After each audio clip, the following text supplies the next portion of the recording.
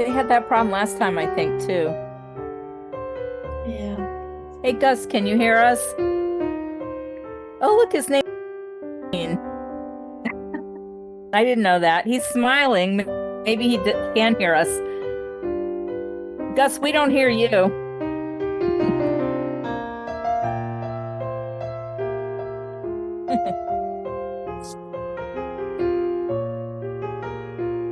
Testing, testing. Gus, are you there?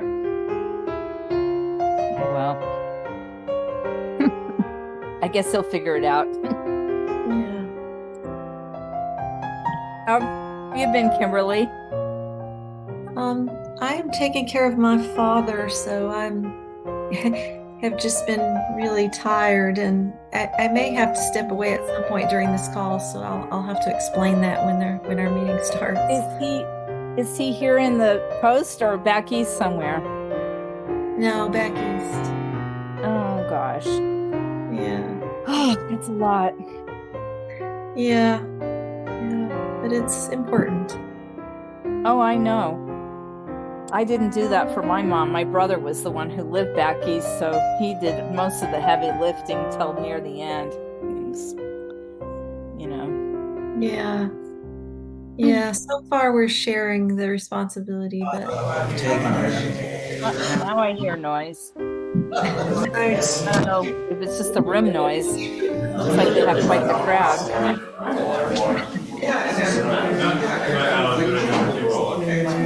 Good grief. Hey, Gus, we still don't hear you.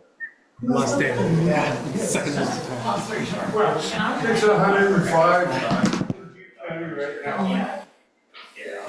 I'm going to send him a text, Kimberly. Okay. Are we all ready, team? Everyone ready? All right, let's do this. Okay. Welcome, everyone, to the July 10th meeting, regular meeting of the Midcoast Community Council. We have Kimberly. Can you do the roll? Do we have Kimberly? Yes. Okay, there you are. Oh, yeah, there you I'm are. here. Okay. Yep, call the roll, please. Okay. Greg? I can't hear you. Oh, if we lose Greg? He's muted. Yeah, he's muted. Probably lose him. Will I come back to Greg? Yeah, come back to him. Okay, Scott? Here. Dan? Here. I always Anne? do that. I'm sorry. Here. Claire? Here. And Gus? Here. Kimberly here. Greg, are you here?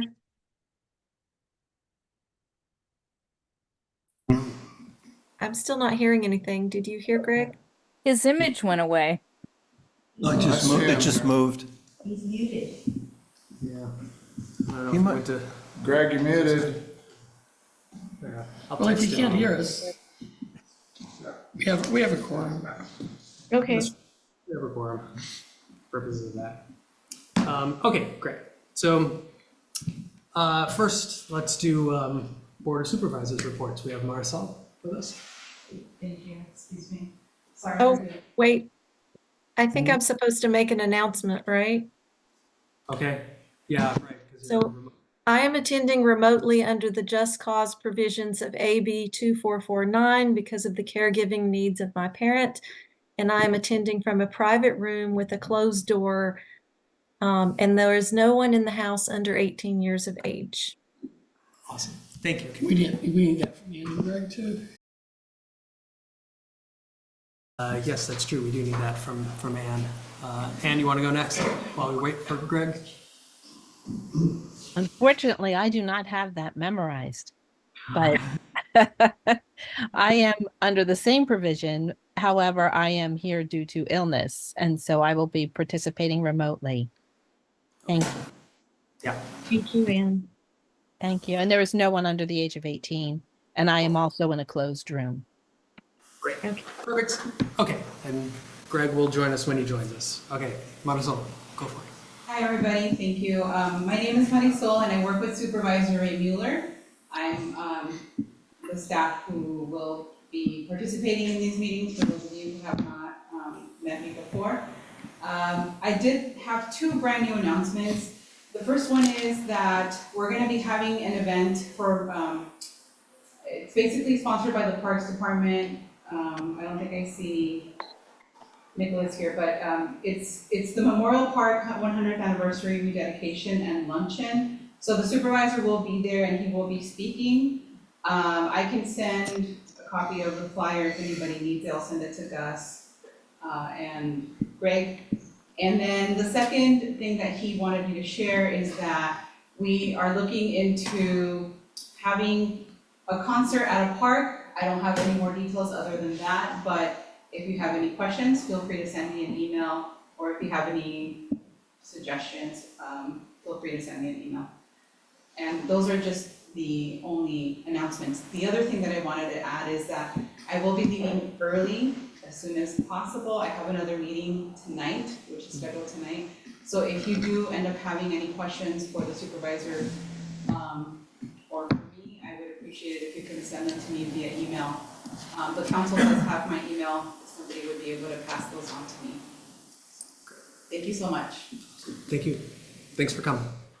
Okay. Awesome. Oh, do we have any more reports from government officials? Who else do we have on the Zoom here? Do we have, let's see. All right. Do we have any other reports from government officials from anyone? No? Okay. I had my hand raised to ask a question. Did you not see it? No, I did not see it. But Sid, Okay, Marisol? Marisol. Yeah, Yes, she asked, we emailed questions to her. She's got to go. Is it? Well, she didn't give the date of the Memorial Park thing. Does she know it? Oh, Carlisle, I was gonna send the flyer to the council. And Okay, then, thanks. okay. It's not coming up soon then, to put in our No, calendar. tomorrow, so I'm sending it out tonight before I leave. Okay, all right, thank you. I'm sending it before I leave, okay? Okay, thanks. Awesome. Thanks. All right, so no other government officials, then we have next on the agenda was some council reports. Okay. I think you gotta mute that. Technical difficulty. Nothing works. Like a teenage girl. All right, so we have a couple of council follow-up reports, one on Montara Mountain and one on healthcare on the coast. My sense is we might have a lot of commentary on Montara Mountain, and if that is true, then I think since we have to get to, we have a lot to get to for the GCSD thing, I would entertain a motion to move the Montara Mountain agenda item to right after GCSD. And after we do GCSD and Montara Mountain, if we are feeling like it's pretty late, I'd also entertain a motion to bump the communications policy thing to a future meeting. I already wanted to pull that. Oh, you only want to pull it? So moved. I move we bump Montara Mountain until after the GCSD thing. Okay, do we have a second to that? I'll second that. Okay, Let's great. do it. Kimberly, will you do a roll? Yes, sorry. Greg, Finally here. I assume that's a yes. Scott? Yes. Yes. Dan? Yes. Anne? Yes. Claire? Yes. And myself, yes. Gus? Yes. Okay, great. All right, so we will talk about Montara Mountain right after GCSD, which gets us to 2B, healthcare on the coast. Claire, do you want to give us a quick update on that? Yeah, I just wanted to give a quick update to clarify some of the publicity that's been around and that I fear may be misleading. We talked before here at this meeting about what people's priorities and needs are for healthcare on the coast. And you also remember that Ray Mueller was going to make sure that there was a urgent care center on the coast starting July 1st of this year, and told us to kind of back off and that he would deal with it. Actually, and then there was $500,000 approved at the Board of Supervisors meeting a couple of weeks ago, billed as for urgent care on the coast.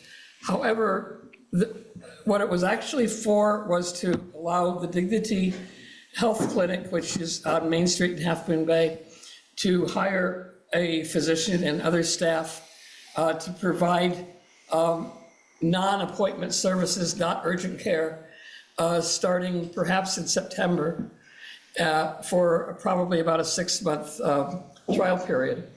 And that this would take place while this was going on, we would continue to work with Seton to try to have actual urgent care on the coast. I am concerned that I don't want people to think that we do have urgent care on the coast, because we don't. And I'm afraid that if people think that we do, they're going to be disappointed and they won't believe the further efforts that we're making to actually have urgent care, which means predictable hours, taking all people who present with all reasonable diagnoses, and being able to provide basic treatment. So we're happy that the Board of Supervisors did approve the money, and we're happy that it's going to be put to use on the coast, but we don't want people to think that we have urgent care. We're still working toward that. Awesome. Thank you. Do we have any comments or questions for Claire from members of the council? No?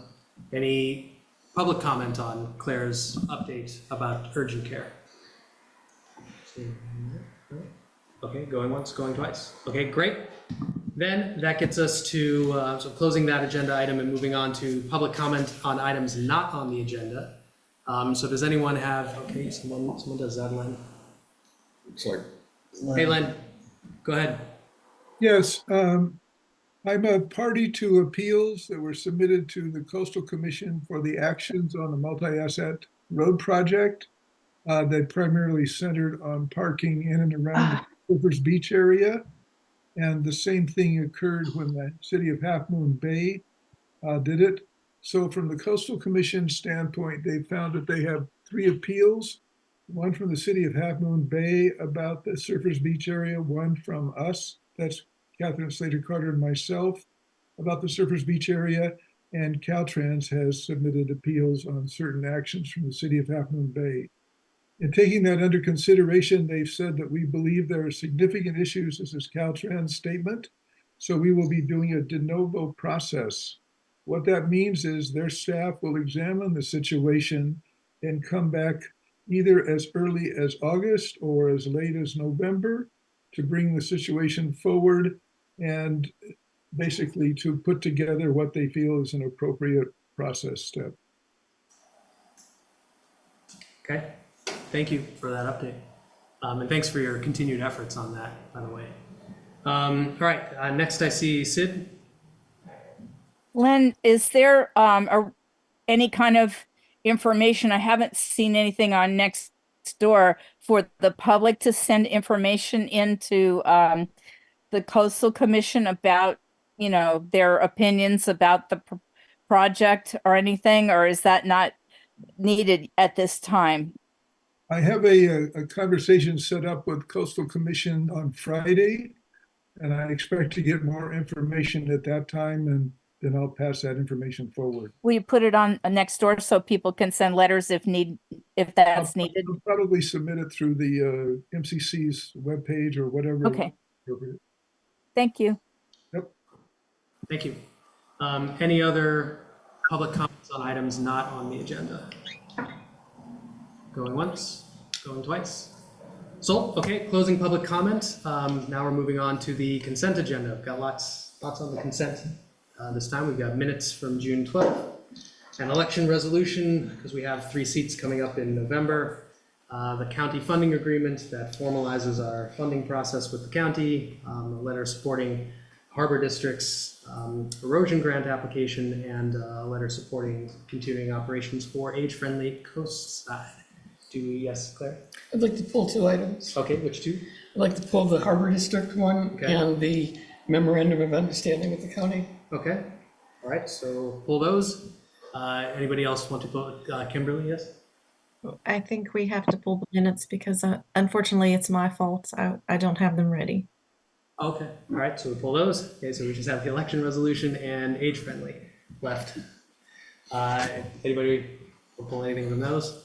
No? Okay, so let's go ahead and can we Do we vote just on that? say, do we have to say we move to Yeah, approve? approves, yes. The I need a ones you motion just to talked move about? yes, move to approve the remaining two. Okay, Yeah, do you want to move that? yes. Okay, great. You have a second? Second. Okay, fantastic. All right, Kimberly, call the roll. A lot of roll calling. Greg. I'm Sorry. not hearing Greg. COVID. It's COVID brain fog. Yes. Oh, sorry to hear that. Scott, Yes. Dan, Yes. Anne, Yes. Claire, Yes. Gus, Yes. Kimberly is a yes. Okay. Okay, so the things we just pulled, we'll deal with those at the end, right? Yeah. Point of All right. order here.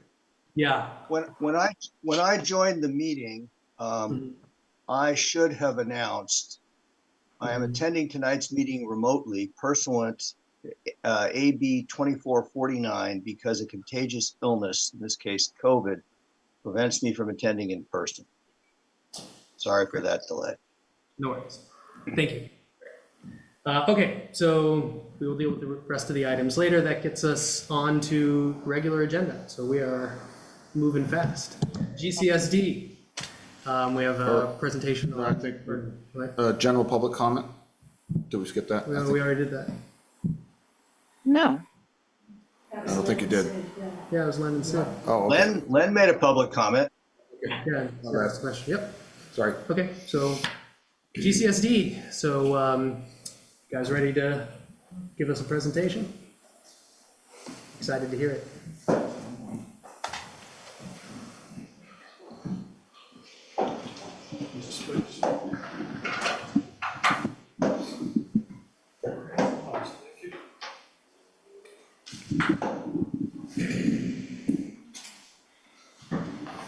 Wasn't expecting to speak until 8 o'clock. I know, we're flying through here. Okay. Can I share? Yeah, Greg, can you make him a co-host?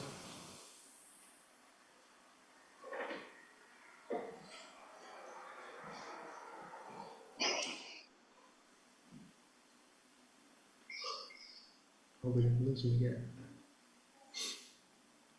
It's the internet service in Montera. I know. It may be 8 o'clock.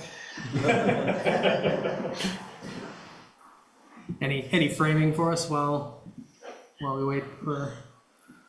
I mean, sure. I mean, you know, we appreciate the opportunity to share the project with you.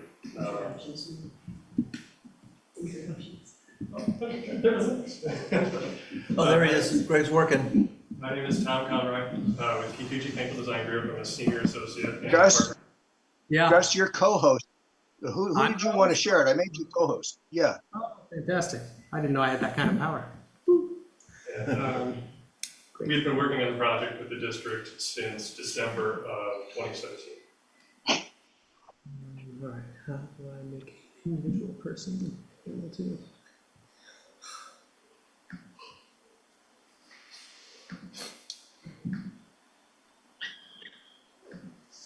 Okay, I think you should be able to share now.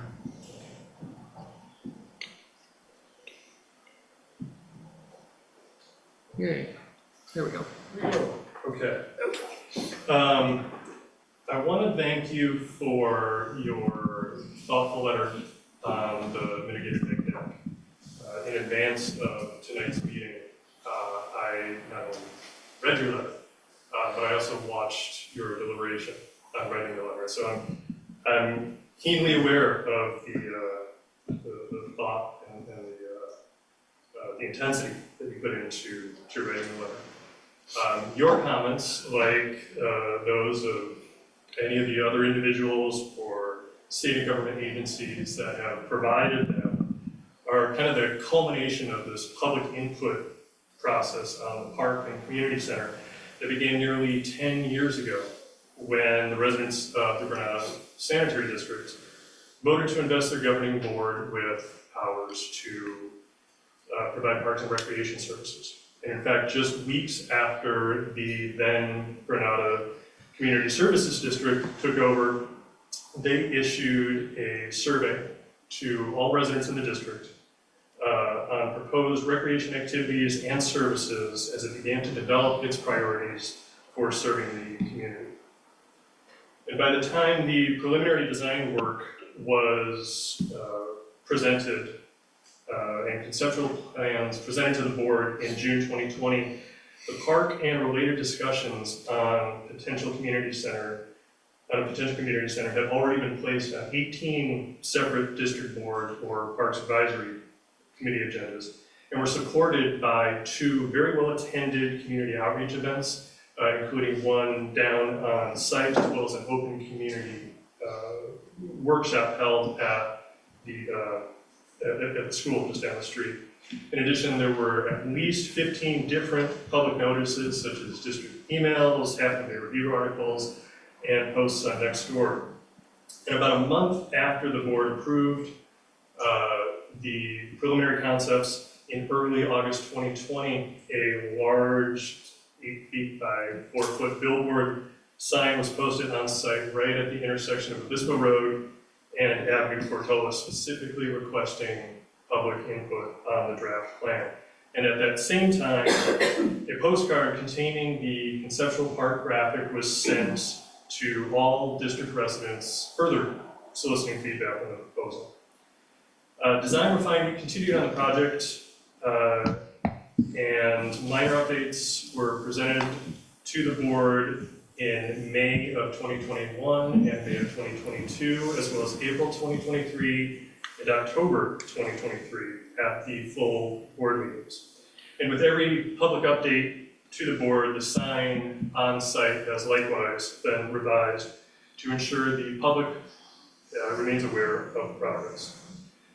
Altogether, since that very first survey in the winter of 2015, the park, the community recreation center, or both, have been agendized at 63 board or Parks Advisory Committee meetings, including nearly every meeting for the last 5 years. 3 surveys were mailed to the entire community, and 6 open community events were held, with nearly 2,000 responses returned during that time. 7 half-moon bay review articles were specifically solicited to spread word about the projects, and dozens of other means of community outreach, again, such as Nextdoor posts, inclusion in the district's newsletters, and other district mailers. Public input throughout the design process has been robust and thoroughly considered by the design team and staff, well documented and exhaustive. Results of all public input has been regularly posted to the district's website to ensure that everyone recognizes that their voices have been heard. With the overall design of the project largely completed in early 2023, the district approved moving forward with the preparation of the environmental documents necessary to obtain a coastal development permit from the county. The period we are in right now, as I mentioned, is the culmination of that process. And comments received will be documented and considered, and if necessary, adjustments will be made to the language of the documents and potentially the conceptual plans. The project's initial study and mitigated negative declaration were released for public comment on May 15th of this year, and the county, the MCC, as well as regulatory agencies with potential jurisdictions such as the California Department of Fish and Wildlife, the Water Board, the Army Corps, and the Coastal Commission were provided with specific notice to review the technical documents.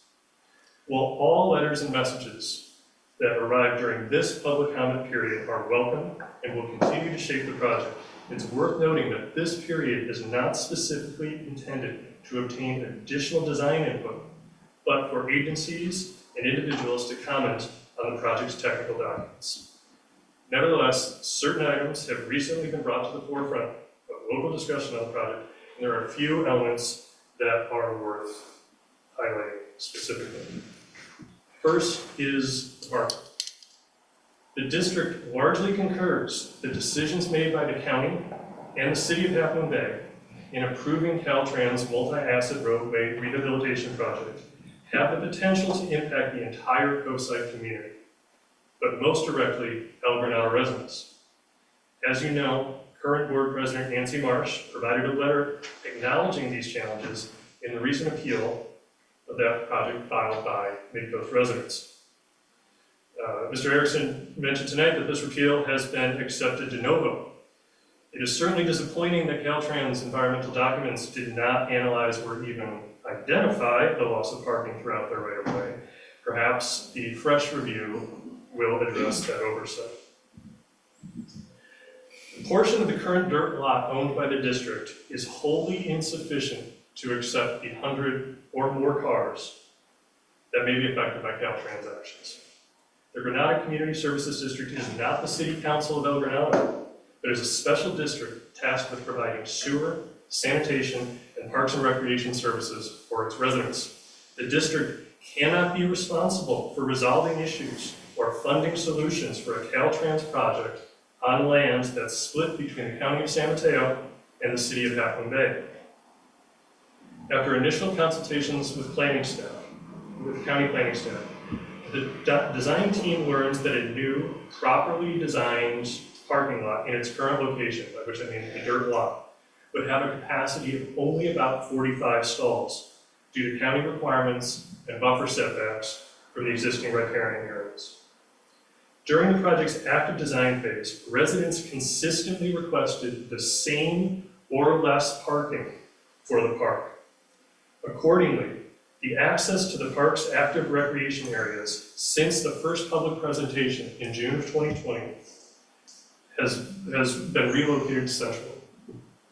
The current arrangement of a central 25-stall parking lot and 10 angled stalls to the south, as well as formalized and specifically delineated street parking along Obispo Road, has been consistent in the project plan since May of 2021. The Granada Community Park and Recreation Center is a district project. It's not a county project. It's not a City of Half Moon Bay project, nor is it a state beach project or a Caltrans project. And the parking capacity proposed in this project meets or exceeds the county's specific requirements for parks and community centers. The second big issue is that of Picasso Preschool. In May of 2021, over 3 years ago, the board learns that 480 Avenue Alhambra had been on the market for several months. During that time, several offers were made for both the property and business, but ultimately no buyer was able to come to a mutual agreement with both the property owner and the business owners. Eventually, the district purchased the building in July of that year. 2021. The district is acutely aware of the challenges posed by lack of local child care options. The board has heard the passion of the Picasso community at numerous board meetings and has committed to assist in their transition to the greatest extent that they can. The district has lowered the annual lease payments by $18,000 a year and has provided 4 years of continuous use post-sale. The district has further offered the business owner all interior furnishings necessary to sustain the business in another location. However, the district does not have the authority within its special district powers to construct, improve, maintain, or operate the licensed childcare facilities. Per commitments made to district residents in Measure G back in 2014, the district's property tax revenue must be focused on sewers, sanitation, and parks and recreation services. We would note further that the district has committed to host early childhood education and development programs at the new Community Recreation Center, opening opportunities to children in the district and the greater Midcoast across the socioeconomic spectrum. Additionally, potential wetlands. I hope to clarify some of the timeline here. In 2008, as the Sewer Authority of the Midcoast was developing plans for the wet weather management system, their environmental team performed a biological survey of the entire property between Avenue Portola and the preschool. They identified no potential wetlands in the area. In 2017, the San Mateo Resource Conservation District developed a proposed management plan for the Vernon Strip. This was not a formal biological resources assessment, but their team did survey the property. In doing so, they identified 2 locations of potential wetlands, a strip along the northwestern property line and a location in the far northeastern corner. No formal wetland delineation was performed at that time. In the fall of 2020, the district retained the firm Biomass to develop a comprehensive biological resources assessment to help guide the design of the park. The Biomass report did not find any commonality with RCD's report. Instead, their report identified a small potential wetland in a completely different location than the areas identified just a few years earlier. This report's #1 recommendation was that the district have a formal wetland delineation performed to verify this preliminary investigation. Just a few months later, in early spring 2021, RCD staff made multiple site visits to perform a wetland delineation, concluding that there is limited to no evidence of a wetland in the area. Finally, in spring 2023, a biologist from the district's CEQA consultant made yet another site visit to develop a complete biological resources evaluation for inclusion in the project's initial study. No observations were made to suggest that any of the areas identified in either the 2017 RCD report or the 2020 Biomass report should be investigated any further for wetland potential. Nevertheless, the design team made significant changes to the preliminary design plans to ensure that the area identified in the Biomass report remained free of significant development. Instead, it was proposed that the area be treated as a functional rain garden. The scope of work in this area would include removing invasive species and enhancing native plant populations. The district sees this area as an asset to the park, not as an encumbrance, and with the addition of appropriate interpretive signage, believes that it can be a feature used to inspire the community to invest in biotreatment and/or rain gardens on their own properties, which is encouraged through the county's Green Infrastructure Design Guide.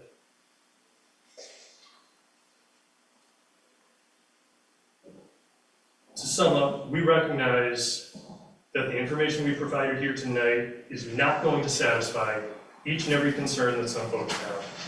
There are genuine, honest disagreements in this community about how best to develop or not develop a community park and recreation center on this site. Passions have occasionally run high. Most of us in this room are co-signers. Has a group of co-signers ever been completely unanimous on anything? For instance, many people in the 2015 and 2019 surveys told us they have zero interest in a dog park. But I would point out that nearly as many people said the same thing about play structures for kids. A pickleball court was indeed raised by a handful of responders, but a community swimming pool was requested 4 times as frequently. No one opinion is any more or less valid than any of the others. They all continue to shape this project. The district's challenge has been to navigate this voluminous public opinion. As I said, 2,000 points of public input received over nearly a decade of planning and development in order to find the right compromise that serves its residents. These community park and recreation center plans, approved by the board and investigated in the current environmental documents, serve the needs of district residents in as broad a manner as possible, given the site's constraints and the community's opinions. Now, next steps. Please, to MCC, to everyone here and those at home, this is not the end. This is not the last opportunity for public and agency comments on this project. The list of regulatory bodies and agencies to provide, that still have to provide input is long. Here are some of them. With the county, the Regional Water Board, the Army Corps, CDFW, The district will continue to listen to input to ensure the project is developed in a way that best serves its residents. Happy to take any questions. Okay. Thank you for that presentation. Let me just jump in there with the first question. You mentioned that you don't have the authority to operate a childcare operation there. But you could, for instance, could you lease a building to a childcare thing and they would operate it? You wouldn't be operating it, you would just be the landlord. Is that something that is within your capability? I'll address that after Gus. I'm Chuck Duffy, the general manager. Oh, okay. Nice to meet you, Chuck. Nice to meet you all. I should know better. According to our legal counsel, no, we cannot, because we are not. In the powers of the CSD, there's 32 powers a CSD can have, and one of those powers somewhere is childcare, but we don't have that power, and we would have to activate that power. And kind of the purpose of us becoming a Parks and Recreation district is to provide parks and recreation to the district and the residents of El Granada and obviously surrounding areas, since the park doesn't know any boundaries. So. Okay, so wait. So let me just follow up. We'll go to public comment in a I second. just want to know who the legal counsel was, that's all. Oh. You mentioned. It's our district council, Bill Park and Whitworth Park. If not even being able to be the landlord for a thing counts, then how? Because I noticed there was something about hosting early childhood development programs and things. How is that consistent then? Well, people say, why are you allowing the preschool to be there now? And technically we can't, but we're trying to work with the community to keep it there as long as possible to smooth the transition, if you will. But I understood that bullet point to suggest that in the future going forward, there would be childhood development. There may be, yes. So how? I can't split the hairs between early childhood development thing, and maybe Nancy could speak to that better. Okay, why don't you step up here? Nancy March from the board. The distinction is we can do programs that don't need a licensed childcare facility, meaning a parent or a caregiver attends with the child. Pacifica Recreation Center had a parent co-op preschool that operated that way. Any of the sort of parent and me programs. So any of the public spaces can be used for a variety of types of early childhood programs. They just have to be attended with their responsible caregiver. Okay. Thank you, appreciate that. Okay, do we have other questions for the team here from the council? Yeah, go for it. Yes. So, yeah, thank you for your presentations. In regards to the, let's see, two things. Since we were just talking about the Picasso, yeah, it just, hey, I'm not a lawyer, but it just seems like that there should be some ability to have some type of a variance which would allow that to happen some way, somewhere or another. I know when I was in a private school when I was young, it was a church used during the weekends, but during the week, shelving was rolled out, and then it was a classroom, and then it was rolled over, so it was a multi-use room, functioned very well. It seems like that could be fitting. Would you like to? There's been, as far as the expansion to the building, I've heard plans for small weddings, et cetera. Could you, and that with limited parking, I'm not sure if there's been talk about like limiting the size of any kind of event, because I really just don't know anything about what has been thought up so far as the use and how it would affect the immediate community. Sure, ultimately the potential uses of the community center, like potential uses of the park, are going to be up to the board. The board is the one that currently grants permits for park events, and there will be policies in place still to be developed, but certainly policies in place for the use of their facilities. And so ultimately, it's the board who will have control over that, and the board is ultimately responsible to its decisions. Theoretically, if the, Do you have no idea? I mean, you're just pointing fingers. You have no idea. I have no idea what. How many people? Well, there's a legal capacity for the building, certainly, and the parking that is provided meets the county's parking standards for the amount of people that the building is expected to hold, maximum capacity of the building. and so based on that, theoretically, if however it's operated, the community would have the ability to vote out the board if they're not happy with that. So that's our safety, that's our safety net. That's Not the even to community. that point. I mean, it could be that, if there's 50 people showing up to a board meeting saying, you guys have Sure, done then, some. yeah, an easier way, yeah. Which, Yeah, the county will have the opportunity to provide input on the use permit as well, because it is technically a change of use. okay, and, I like parks. I think a lot of people know that. So I like the idea of a park. Now, this is the environmental part. You've already said that you're not really open to too many design alterations, to design discussions at this point. No, that's not entirely.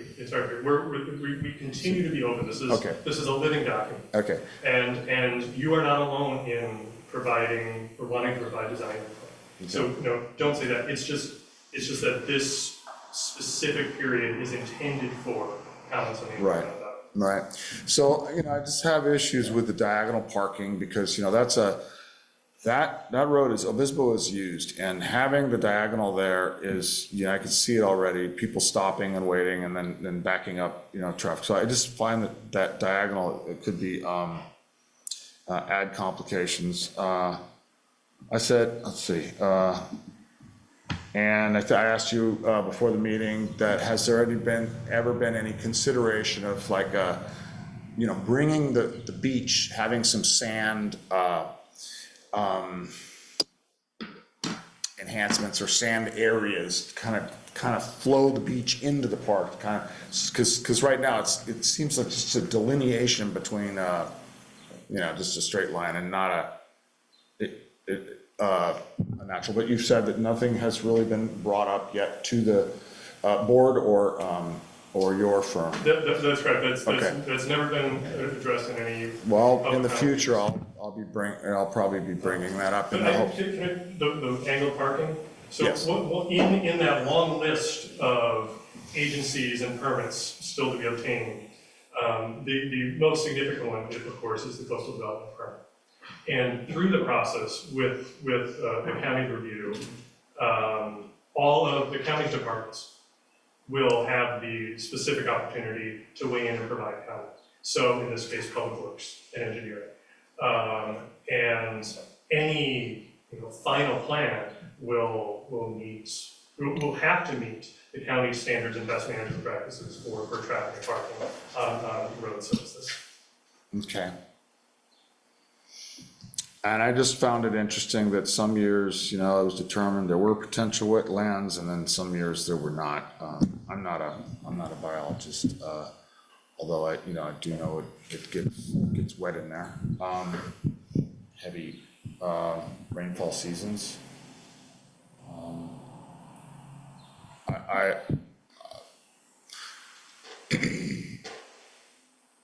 I'll end with this. I think a lot of people know that I have concern about the moving of the parking, and that I really think that there should be I know it's difficult, but to have some overall kind of a master plan for the whole beach access and the crossing. It seems to me like if this park was built the way it is designed, shown now, that it would kind of limit some options. So we're just getting through the biological portion of it, and we're going to have further opportunities to kind of try to plead that Caltrans can get on board and actually kind of work and have a community meeting about the whole picture, so that whatever is done in the park kind of flows into the whole and makes sense. Okay, those are all my questions. Thank you, Dan. I just have a comment. I thought the presentation was great. It addressed a lot of the concerns we have, and your public speaking skills are awesome. So I'm going to go with that. Claire, do you have anything? No. So wait, I want to get through all the council members before we do that. Let's see, so Kimberly, Ann, or Greg, anything for the team here?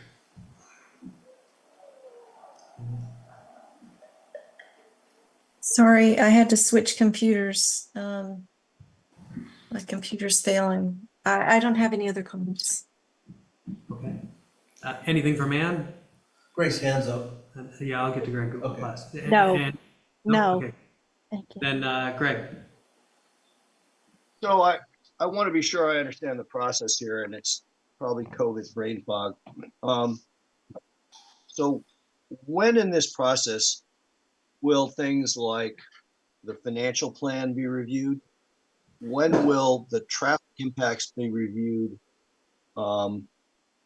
Just off the top of my head, those are the first two things. And then we have the tragedy of the commons, which Len Erickson spoke to earlier, where we have loss of land due to erosion, loss of parking spaces in the harbor, due to the new restroom and handicap, the Caltrans thing.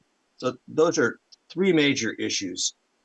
When do we cover the finances, at what review point? When do we cover the traffic? And when do we cover the loss of parking cumulative impact issue? What is the step in the process at which those will be addressed? That's me? Traffic and parking to you, and I'll take finance. Okay. Well, the park, as it is designed right now, does not increase vehicular miles traveled, because it was designed as a local community park.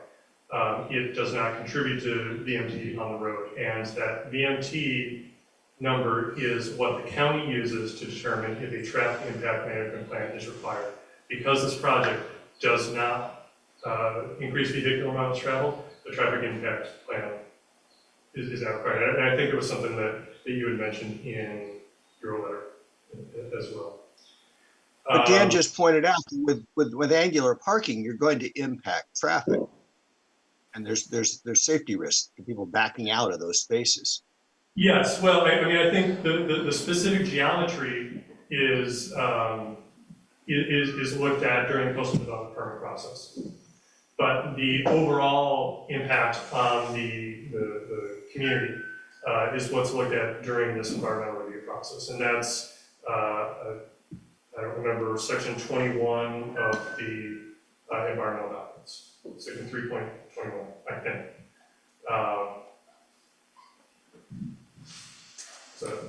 Well, I guess my point is I haven't seen a traffic circulation plan, and both because of the potential popularity of this and the change in configuration. And I'm not expert enough to speak to more, but it strikes me that there will be a traffic circulation impact from this project. And so I just want to know at what point in the process. Right now, you're telling me the coastal development permit is where we would get a chance to comment on it? During the coastal development permit process, yes, that's when the county will be revealing the specific alignment and geometry of these features. Okay, what about the cumulative impacts on parking and recreation access? That's certainly valid to be discussed right now. That's what, that's what this public comment period is for. Okay, well, just as a comment, not a question, you're trying to do a good thing here for the community, and I understand and I appreciate it. This is something you've been working on for years. But we have run into a problem here because of actions taken by the Harbor District, by erosion, and now by Caltrans, and it's all coming together to cause a problem. And I'm not saying GCSD caused it, but I'm afraid we're going to have everybody working together to get a solution. And so that's my comment.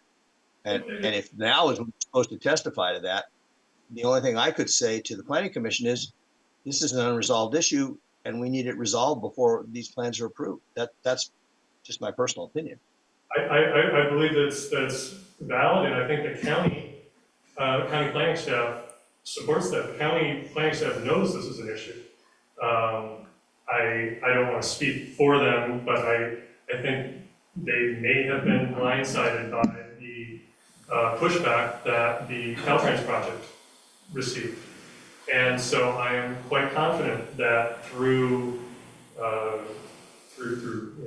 their comments on this project during this period and as well through the coastal development permit process, we will absolutely be forced to look at this as a broader issue.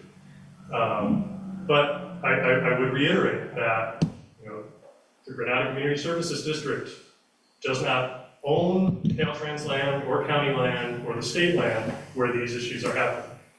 The district understands that its residents may be the most affected, and the district is invested in a solution, in helping to find a solution. But that solution cannot happen in its entirety on the Burnham Strip. Understood. I'm not expecting it to. Good, because that would be a lot of paving out there. Cool. All right, so we want to address finances? Yeah, there's finance. I was gonna add on Tom's parking thing, but he did such a good job, I don't need to, you're right. He's good. So on the financing issue, Greg, we've got property tax monies pledged to this. And I think we all have to remember, I think you're all familiar with the CEQA process and whatnot. This is a document, this is the start of a broader project. We haven't gotten to actually discussing, if you will, the phasing of the project, what will be built first, that kind of thing. So we do have a revenue stream in hand. We've got budgeted for $1.24 million in property tax this year, and that will go off into the future, and most likely will divert more of the property tax to parks in the next year or two. So we'll be collecting, I would estimate, about $1.5 million per year. And that will be used, obviously, to help construct the park and whatever phasing it is, as well as doing maintenance. And we are cognizant, obviously, if we build something, it will cost us money to maintain it, to water it, to mow it, all that kind of stuff. So that will be built into the financing plan. But this MND is just the first step in getting the environmental approvals necessary.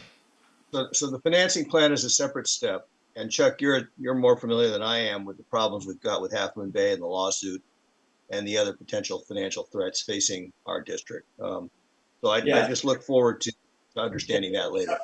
Some money, Greg, yeah. But yeah, I am familiar with that. Too familiar. All right. Thank you. Awesome. Okay. So any other comments from the council? Kimberly, yes? Yeah, I do want to say one thing, and I'm not opposed to this project, but I do think that there is, and I understand that there's an emphasis on the El Granada community because it exists in El Granada, but I'm concerned by the comments that you made about the fact that they're the only people that this impacts. I mean, this impacts the entire Midcoast. From Moss Beach, Montera, all of the Midcoast, we all drive that highway, and it impacts visitors to the coast side. And I don't think that you can ignore that anything that you do in that area has an impact. I think I agree with Greg on the traffic impacts, but there are other types of impacts, including the parking. So I'm a little troubled that you want to dismiss that fact. And I think there should be a lot more collaboration with the other entities involved here, City of Half Moon Bay, Caltrans, Coastal Commission, Harbor District. All of these stakeholders need to come together on the various things that are going to be impacted, or that this will impact this park, and the elements that need to be addressed, and that includes movement of the highway potentially. So, and when I talk about movement of the highway, I don't mean that 60-foot buffer strip. At some point, there's going to have to be a more drastic solution. So I think in the neg deck, what troubled me is these things aren't even mentioned. And so I think they should be. Again, I'm not opposed to this park. I think it's a very nice project. There are a lot of good things about it, but those things should be addressed and talked about, and they aren't. So, thank you. Thanks, Kimberly. Okay, now, yes, or you want to respond to that? Go ahead. Yeah, I want to apologize if I suggested that only El Granada was being impacted by this, because that's absolutely not the case. The entire coastside and visitors are affected. But specifically what I meant with the parking, or parking for Surfers Beach, it's, the congestion affects everybody, but if those cars start moving inland, like many of us saw in 2020 and 2021, we know what that's the citizens of El Granada, especially in the lowest area. Briefly, regarding Caltrans, we have had regular conversations with them throughout the design phase about the erosion along Surfers Beach and their long-term plans. And they have no long-term plans. And so from an environmental document perspective, it's unsustainable to speculate on something that doesn't exist. And so we've done what we can, but unless Caltrans has a plan, even a long-range plan, even a conceptual plan, there's really no way to analyze how this park project affects that plan. And that's really what the CEQA process is. It's the impacts of this particular project on the broader area. I think their plan is to wait until the road is about to fall completely into the ocean and then deal with it on an emergency basis, but that's... Well, if I might just add, it's not just Caltrans. I mean, the Harbor District also has a hand in this, and the Coastal Commission. The idea that we have to go to the Coastal Commission to comment on this part is frankly troubling to me as well, because these things should be talked about and addressed up front before it gets to the Coastal Commission, because at that point, then you have people in opposition or in support, as opposed to, trying to work out something that's equitable and reasonable to all parties. So this is a reasonable conversation to have. And I recognize that Caltrans is a difficult agency to deal with for everyone, not just El Granada, but for the Coastal Commission and other agencies and government entities. And that is what it is, but it doesn't prevent you still from just sort of looking at what the scenarios are. And you made the comment that Caltrans currently doesn't have a long-term plan.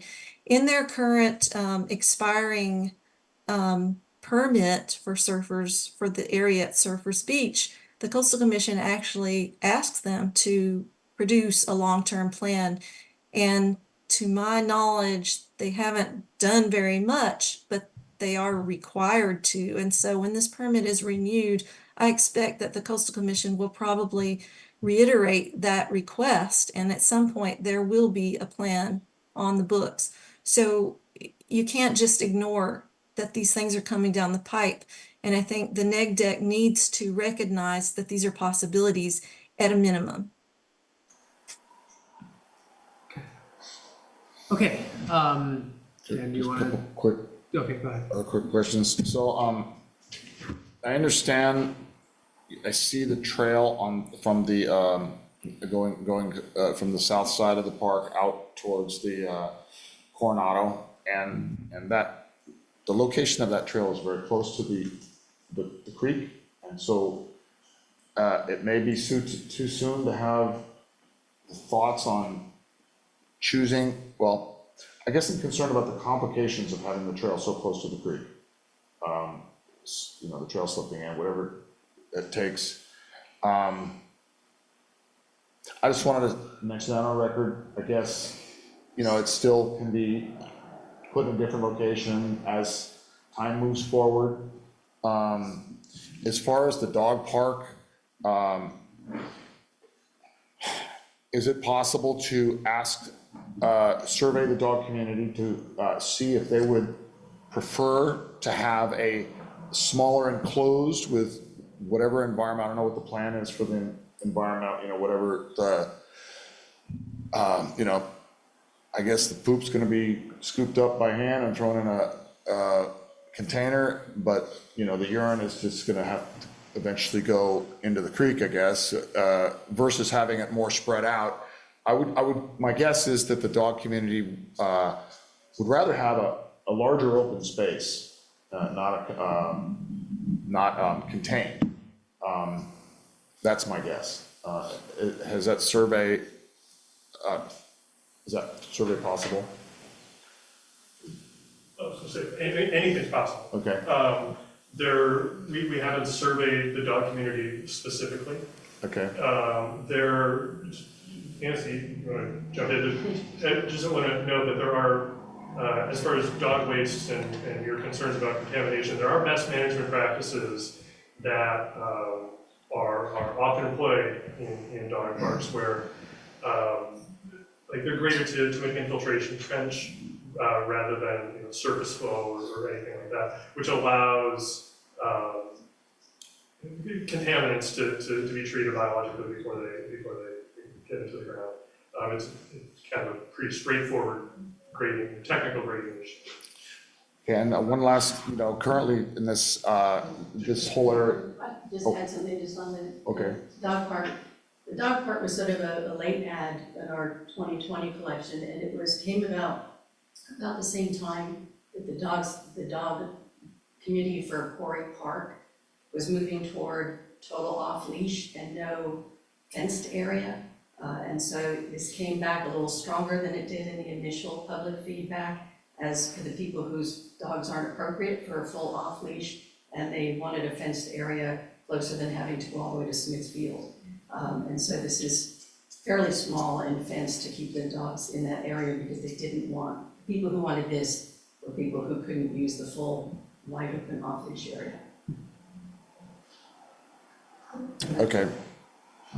And the wildlife foraging as it's used today, will that, in your opinion, will that be altered? Will the wildlife, I guess if people are tromping around there, they're not gonna come. But as far as the, have you thought about that as far as environmental? Oh, well, I mean, we certainly hope that there is still wildlife that enjoys the area. The whole northern portion of the park has remained low impact, passive area. That's why we, as a design technique, really tried to concentrate the active recreation areas in one area so that it wasn't sporadic activity, sporadic high activity throughout the whole park. Okay, thank you. That's all. Yeah, Claire? Quick request. I don't think that your presentation is on our website yet. Could you make sure that Greg gets it and posted? Of course. So I can take a quick closer look at that. For sure. Thank you. Thank you. Okay, now I want to turn to public comments and questions, and let's start with anyone here in the audience who would like to.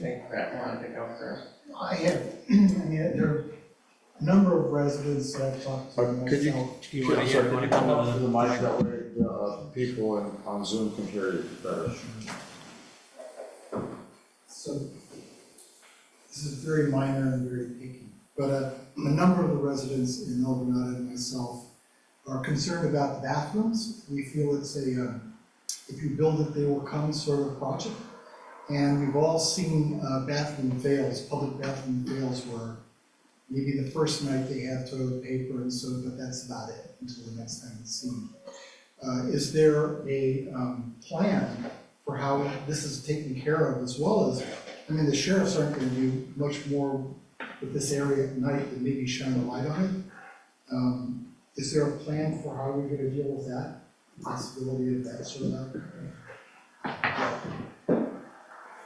Yeah, and that's going to be part of the operations plan once we further define the project. Again, we're in the environmental stage, but we certainly have no thoughts that we're gonna turn it over there, because, you know, the homeless population can get into it, it can run out of toilet paper, it can break, there's a lot of things that can happen. That's gonna be part of the overall maintenance plan. Just for the record, the bathroom is the larger building, is that correct? That's a smaller one.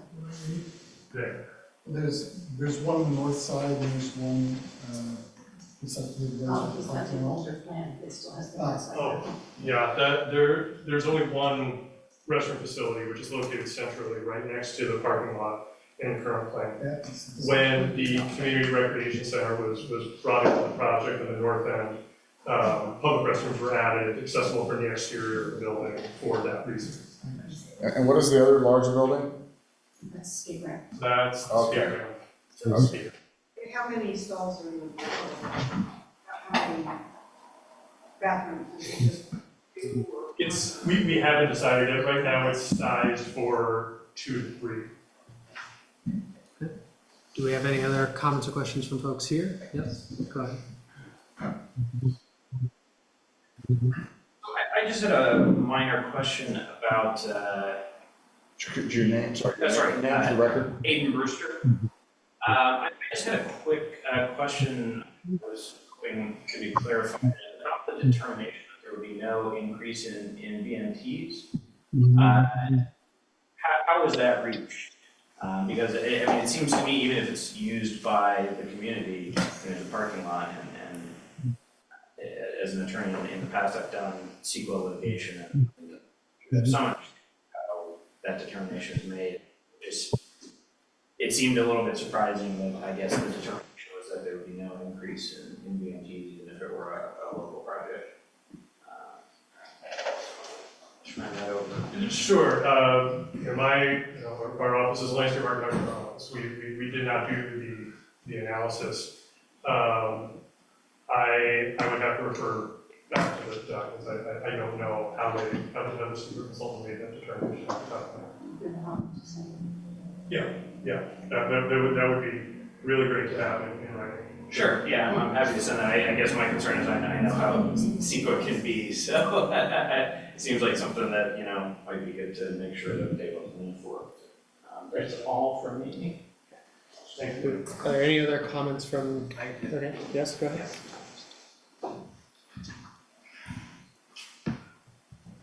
Thank you. Janet Brer, resident. Thank you for your presentation. I had I was tasked by several people as to concerns, and one of the primary concerns is the financing of this. We've searched low, high and low, and the only thing we've ever seen regarding any sort of projections, estimates, is in the 2020 Burnham Park preliminary landscape plan, where it says the preliminary estimate for construction. At that time, we were talking just the park without a community center and all that, was 6.5 million. Nothing regarding maintenance, update, you know, all that stuff that comes along with taking care of the park. When do we think we might see something? That is the next step in the process. Once again, this is obviously the first part of the process, and I think you're all familiar with that process. Then the next step is that the board looks at this and we start putting prices to things, and we start putting phasing to things and maintenance costs to things, that kind of stuff. You know, this is not, this approval of the MND is not approval of the project or the broad project, it's approval of the MND. And then we will look at what the actual projects will be, because all of this at the same time, it's more expensive.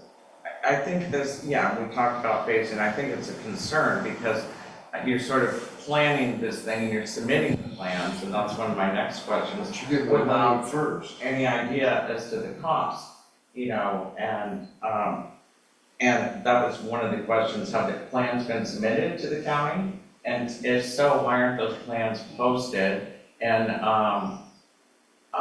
do those plans include the community center? Yes, so this whole thing and the MND has been run by the county, will be officially submitted to the county.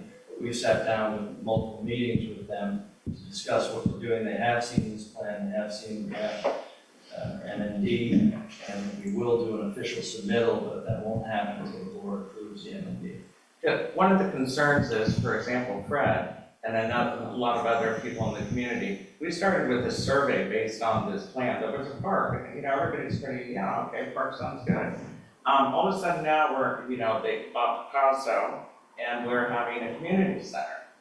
And there wasn't any real, outreach on the community center whatsoever, and yet we have it, and we're sitting here going, what happened here? For example, if you look at the surveys from 2019, there was nothing in the survey about a community center per se. There's a whole section on it. No, I'll read it to you. I'll tell you what the section says. This is the Appendix C question, the questions that were asked regarding the community center. Question 13. GCSD is interested in having a small local community rec center. How important is that to your family, etc.? That was the question. Number 14, how important would each of the following elements, features be for a small community rec center? The list things, basketball court, fitness center, event space, etc. And then if you look at Appendix C, you have all the comments.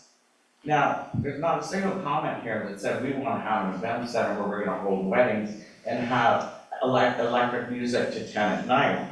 In fact, as mentioned by you, I forget your first name, that everybody wanted a pool, which is, not happening. That was big on the comments. Everybody says the Burnham Strip is not appropriate for a community center. So to be saying that there's things on the survey that support all of a sudden turning to a community center, I think is wrong. It's not supported. Just like the parking is not supported. In the survey, the questions were asked, are you interested, very interested, what do you want? Indicate your household's level of interest and including each of the following parking lot options. Well, same size got 136. Smaller size got 46, which is what we're getting. Larger size got 61. So everybody comments they want the same or larger, and yet we end up with something smaller. So I think this whole survey business, and then I read each and every report where it gets updated, but if you go back to the core data, it's simply not supported that we want a community center such as is being designed with wedding events, et cetera, et cetera. And a lot of the comments were talking about why aren't we using the old fire department building? And in fact, in one of the reports, it says that GCSD writes that this is, quote, adequate, but I guess it's not good enough to be adequate. They want to blow through this without telling us how much it's going to cost, where the people are going to park, and what's going to be done.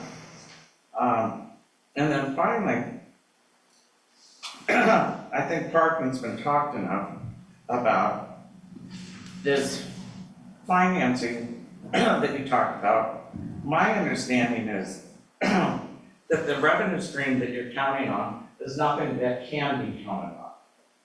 That in fact, it's trying to get a rebate from past funds. No, not true at all. So could you, It is our, could you present something in writing so that the community can understand how you're factoring in these property taxes and revenue and where it's gonna go, and that it's a sure thing, we'll have it in the future? Because I think that's a real big concern for a lot of people, and if we have a brief comment that's put on the website, that would be tremendously. and I just want to correct that, nothing's guaranteed, obviously, but it's our share of the 1% property tax, which is baked into Prop 13 from the late 70s. So it's about as sure as anybody else is getting property tax. So that is a sure stream of income. Okay, that's good to hear. We can get that in writing so we can analyze it and take a look at it. Now, I understand a lot of work has gone into this, and we appreciate it as the community. And I think a lot of us are confused because all of a sudden we have this park that people were surveyed on. They, Fred brought his brochure, that's what we had. And then all of a sudden it's morphed into this community center and we're extending things north. And it's very disconcerting to people, especially when we don't see this on the website. I don't know why we don't see this on the website. I've gone through it. You have packages, but it's not. You have the community center, but when was it posted? What sort of outreach was done? Because certainly the surveys back in 2019, 2020 were not addressed to what is being done now, and it's a concern. I'd just like to point out that is on the website, and we have also on the website a great chronology. Barbara started, Tom appended, showing our outreach on this project, and it's been going on for 10 years. And if we count the county surveys, that's since 2010. So there's been a lot of surveys. Okay, do we have any other comments from folks here? Okay, then I want to go to, I know we have some folks on the Zoom who had questions. Whose hands are up? Ask just really quickly, so this drawing here is. I can see still Fran, the exact same Lisa as, Ketchum, and Lenny. on the billboard? I see Fran. Yes. Because there's no details, like, I don't, it doesn't say restroom. Is there a digital option that actually shows the details where you can zoom in and see? Yes, it's on the website. Okay, I'll The look again. details are also on the billboard. Great. All right, so let's go to folks on the Zoom. Okay, so let's start with Fran. Good evening, everyone. Can you hear me? Yep, we can hear you. Okay. Hi. I'm Fran Pollard Elbernat. I've been active in establishing this park for many years. And I'm happy to see it's getting there eventually, I guess. I'm glad to see it's not quite as busy as I think originally. So anyway, I really wanted to speak on the public parking part. Well, you just took the picture off the view, so but where there was a green, I don't know if it was obvious, but that gray rectangle sort of in the middle of the park was parking. We didn't take out all the parking. And there's also going to be the parking at the where the Picasso parking is currently. That's going to remain and maybe increase a little bit. The other thing on the diagonal parking on the street, I think it would be safer to have parallel parking rather than diagonal, but that's up to the experts. The other thing I want to say is the park was envisioned and these plans came about long before the Harbor District decided to take away their parking, and Caltrans now all of a sudden has come up with taking away all the parking on the highway, which is ridiculous. So these plans were done years ago. So we are taking care of some parking, but it really, as was said at the earlier, that it really is for the community. It shouldn't be, the community should not have to support beach and tourist parking. That should be up to Caltrans and the Harbor District. And I would advise that somebody do a petition. Dan Haggerty, you're great at doing petitions. I hope you'll do it and I'll help. I can't do it myself or anybody else up there that wants to do it. Do a petition. I think the logical thing to Caltrans, the logical thing, as far as I'm concerned, and everyone I've spoken to about this agrees, we should have the bicycle trail on the east side of the highway as county has been planning for 20 or 30 years anyway. And on the west side should be for parking. That's for the public parking for the beaches. That's the logical place. So to have bicycle trails on both sides of the highway is absolutely absurd. It's a dangerous highway as it is, and that's just going to complicate things even more and make it more dangerous. So I can't believe Caltrans is talking about bicycle trail on both sides of the highway. So I think the west side should remain for public parking, for beach parking. And, you know, I've noticed lately that more and more people are parking along Murata Surf, west Murata Surf. And I think if the county or Caltrans just goes in and levels that portion all the way down, which that's where Surfers Beach is anyway, and people can park right along there.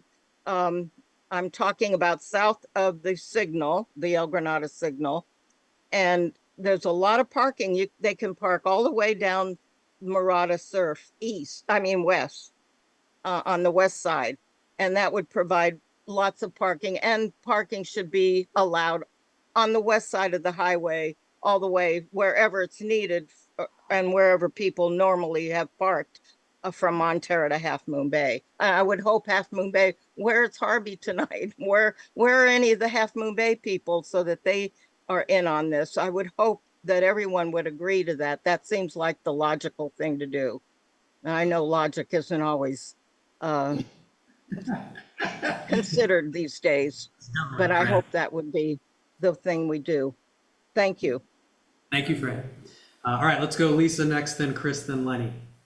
Lisa, you're up. Hi, thanks.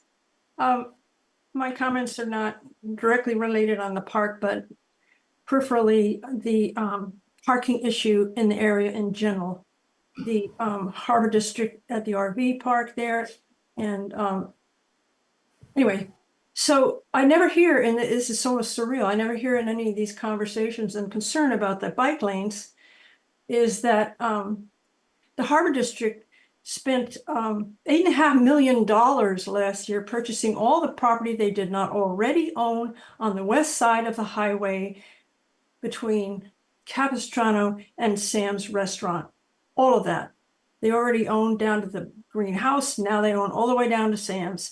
And they said at the time when they spent this huge amount of money that the only plans they had for it at the moment were for parking. And they assured us it wouldn't be asphalt. It would be something more permeable. And so I don't understand why this is, obviously the safest, best place for visitor parking is on the west side of the highway.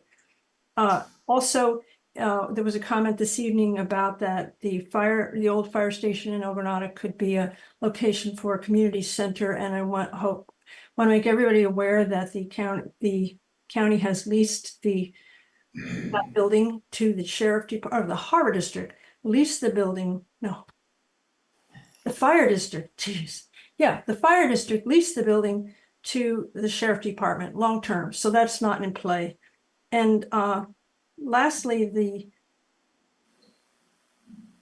the bike lanes they didn't come out of the blue with the multi-asset project that Caltrans has, although they have a long-term commitment to improve bicycle safety. This was an integral part of Connect the Coast Side, which we worked on for years. And it was a part of changing the whole level of surface index that was used. And now it's because if you have bike lanes on both sides of the highway, it helps out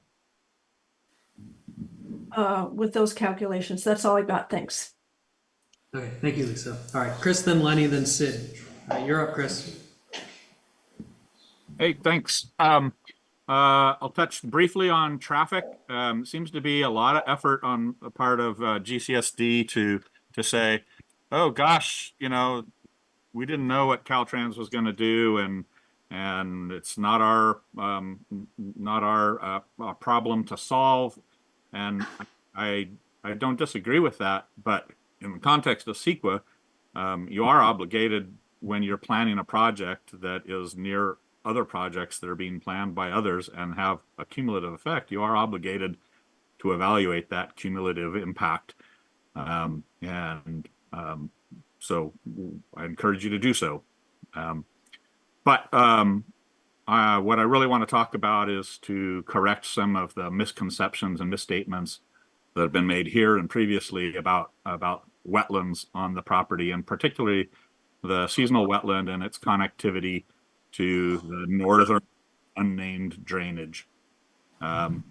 The presenter from the landscape architect, sorry, I don't know your name, but has gave a kind of a history of the efforts that have been undertaken to identify and clarify whether or not this wetland is actually there, and said that there was no commonality between the earlier RCD document and the biomass report, when in fact, if you look at the two schematic maps that those two reports provide, there's pretty clear they're talking about the same feature.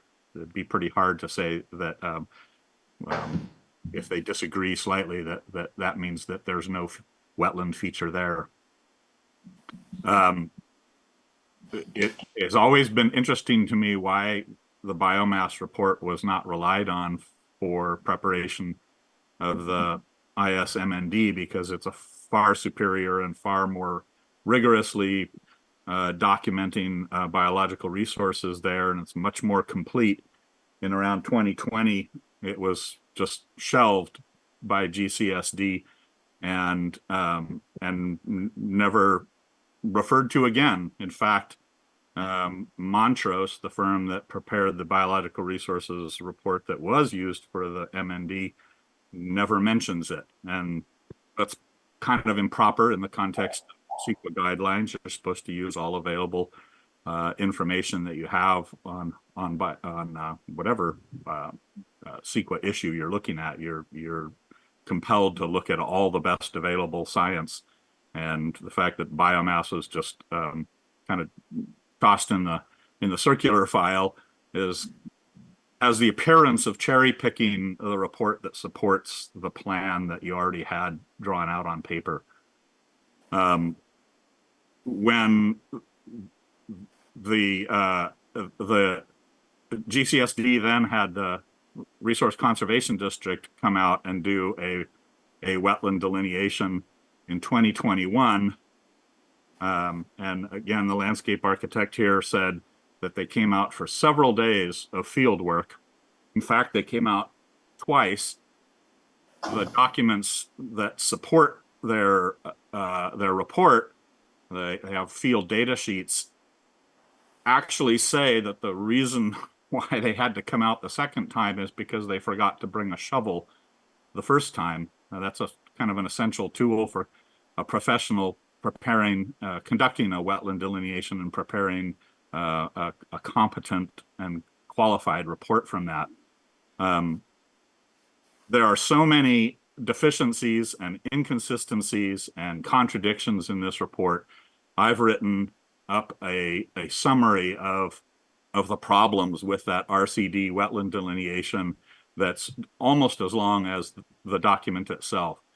I'm qualified to do this because I've been practicing as a professional biologist and wetland ecologist for 35 years or more. I started performing wetland delineations in 1987, which was the year that the Army Corps of Engineers implemented the federal methodology for conducting wetland delineation. So I know what I'm looking at.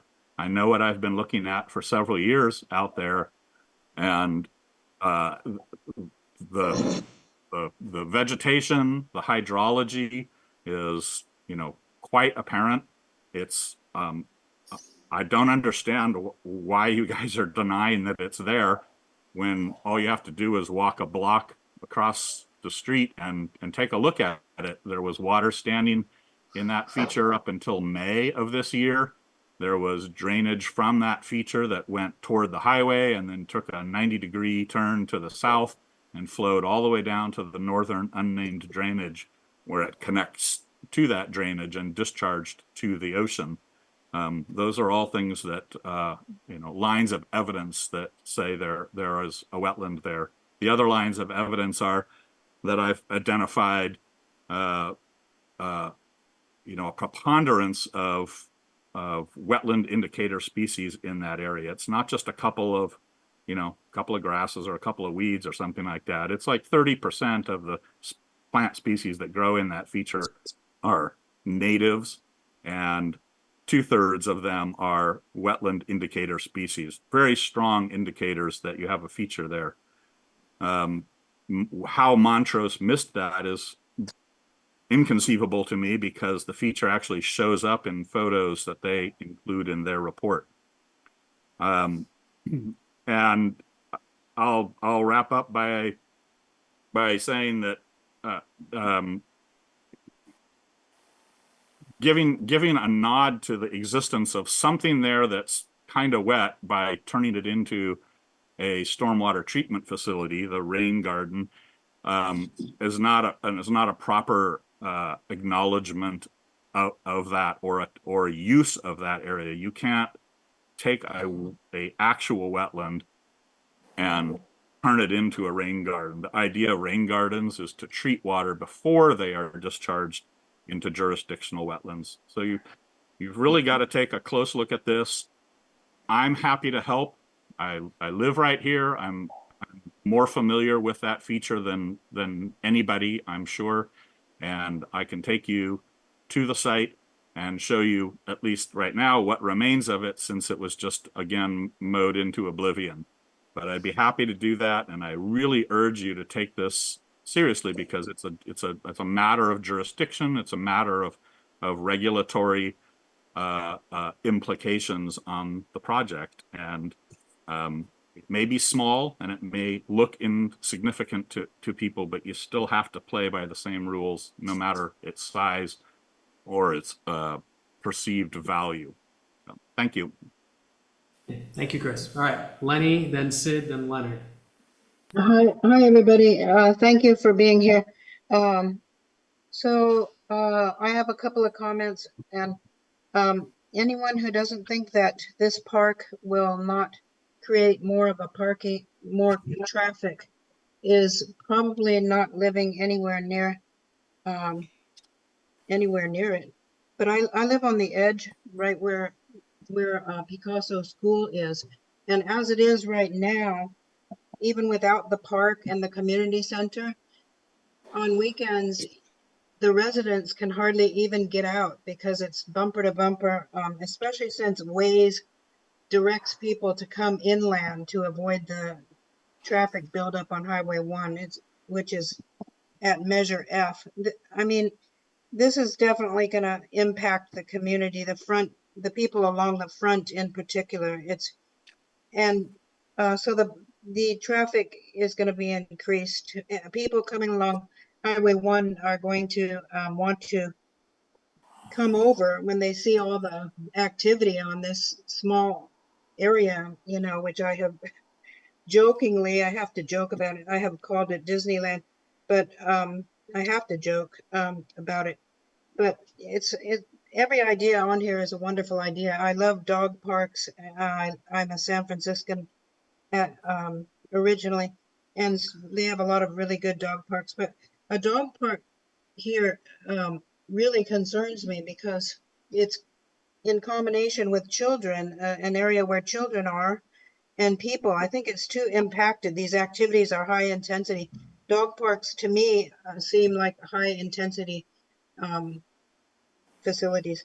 And the dogs sometimes will get away and run down, through the park, and kids, and you can only imagine. And then the traffic, bumper to bumper, the dog runs across the street, and the traffic, and the people are chasing it.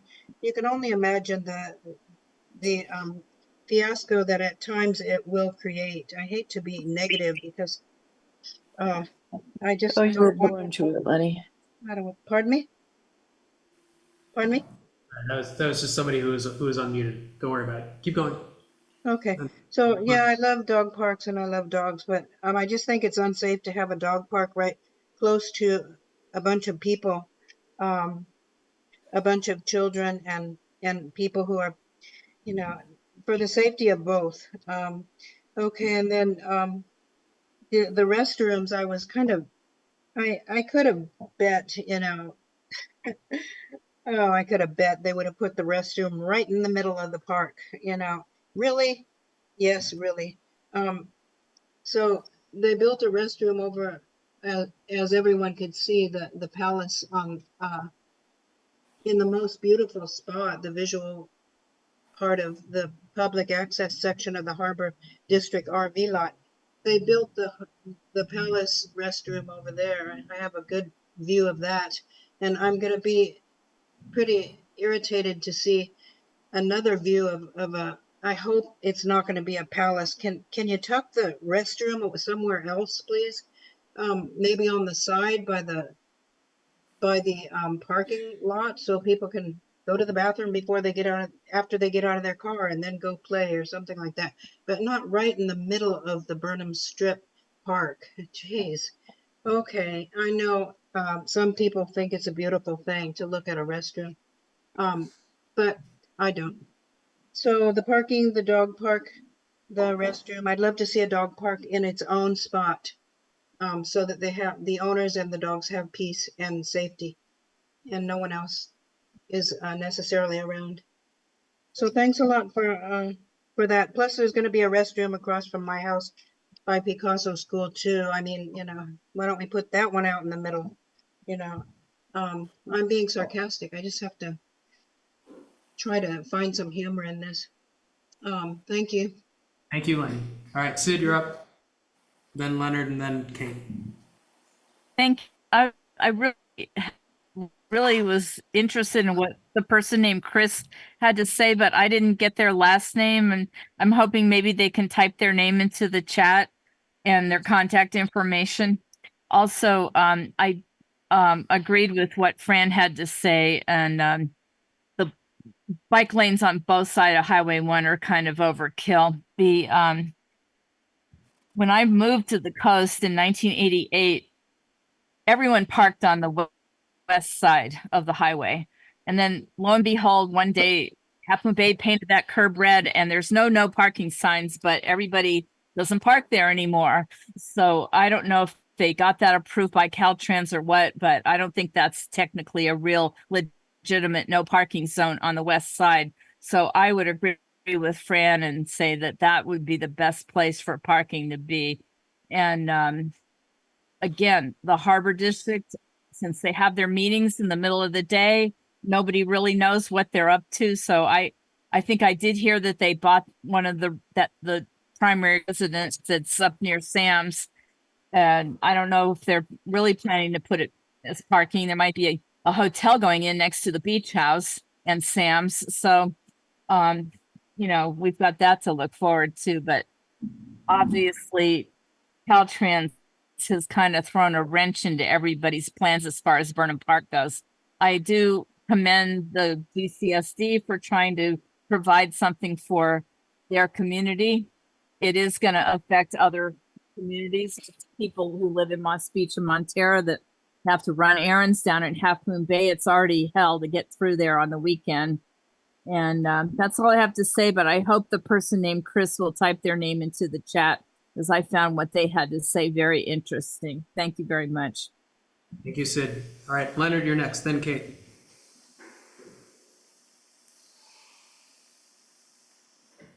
Leonard, are you there? Leonard, you're muted. Had to find the unmute button. I don't do Zoom very much. Let me start out by saying I thought that was an excellent presentation by, I didn't get his name, the park planner. And also want to upfront say I agree with I think everything that Fran said.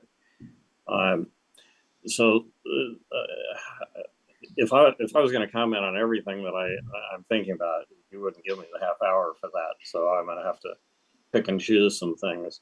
As far as GCSD supporting the school, they cannot do that, at least not for very long, with below market rent because that's subsidizing the school. So I think that whole concept is basically DOA. As far as the parking goes, you look at the land use plan approved in 1978, if I recall, and basically unchanged since 1978. The land use plan shows the whole Burnham Strip as community park, not visitor serving parking. And it's not appropriate to say that a major chunk of the usable land that should be a community park should be given over to visitor parking. The beach is in Half Moon Bay. The park is not in Half Moon Bay. Half Moon Bay should be responsible for providing the parking. And just because I don't have an answer to how that can be done doesn't make my statement not true. Half Moon Bay owns the beach. They need to come up with a solution for the parking. Let's see, what else do I have here? There were comments about diagonal parking. I can't believe that here we are, quarter of the way into the 21st century, and people still aren't paying attention to a better design for diagonal parking, which some consultants that Len Erickson brought in, I don't know, 10 or 15 years ago, suggested this in various places where you back in to the diagonal parking. So basically, you almost pass the space you're interested in, and then you back up into it. So you have high visibility to where you're parking, and then when you leave, you have extremely good visibility to oncoming traffic that you're going to be entering instead of essentially no visibility.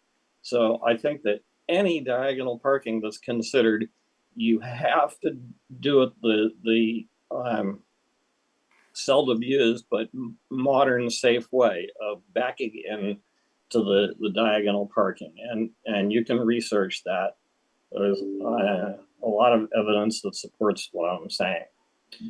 As far as the restroom goes, when I was on the SAM and GSD boards, I looked into this. I asked about it at SAM, and I got a preliminary thumbs up from the technical services supervisor. The Portola pump station building next to the old fire station has a room in front which is basically filled with junk and non-operational equipment. It has no current use and hasn't for I think about 20 or 25 years. So what I looked into is, can the junk and the spiders be cleared out of that room? I didn't even want to go in that room. I looked at it and said, there's too many spiders in here. But clear out the old equipment and seal off the inner door from the rest of the pump station for security reasons, and rework the double outer doors. There's already double outer doors there, practically under the gantry. So that room is big enough that it could easily be subdivided into men's and women's sides and support a fairly decent sized restroom. And then there's no need to build a new building. This would probably end up being cheaper in the long run. And it's in a better location. It's not in the view corridor. And it has the advantage that it's not going to attract as many outside visitors. The park users that live in Granada will basically know about the restroom, and the visitors from outside the area won't. And I think that's a good thing. Second to last thing, the vision that we had for this, and I've been working with Lenny and Fran on this, Lenny a bit longer, for basically 30 years now.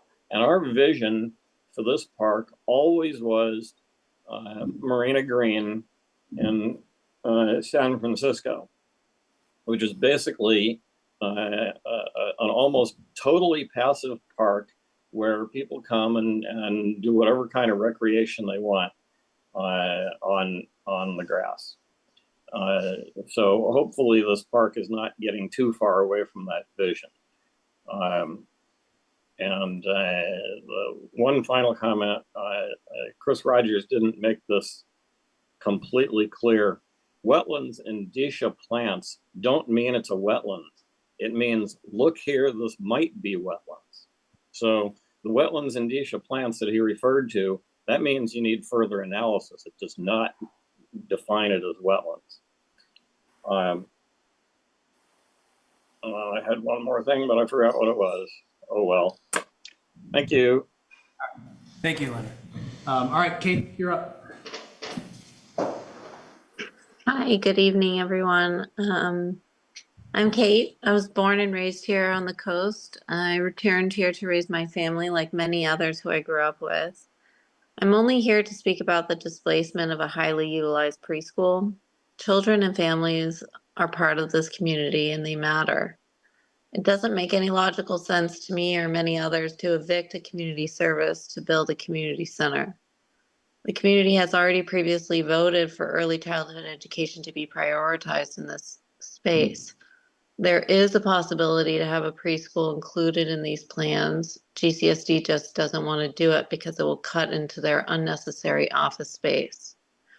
There's already an insufficient number of licensed full-time preschools on the coast side. I'd highly encourage the MCC not to vote for the eviction of Picasso. Thanks. Thank you, Kate. All right, do we have any other comments? Just one question I wanted to get clarified. Okay, go ahead.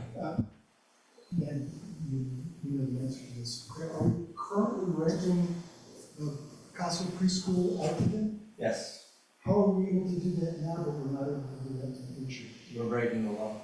It's a temporary use, and we did it as a consideration for the community. So I'm half joking when I'm saying breaking the law. Right. Great. So you guys. Greg's got his hand up there in the Oh, corner. right, Greg. Yeah, go for it, Greg. Yeah, I wanted to mention two things. I thought of one extra complication, but we have a letter from Jill Grant that she wanted read, and I think we have to honor that, right, Gus? Yeah. We don't actually have to read the whole thing, but No, but so like if Jill, if you want to say something. Yeah, I'm here, so Greg, you don't have to do that. okay.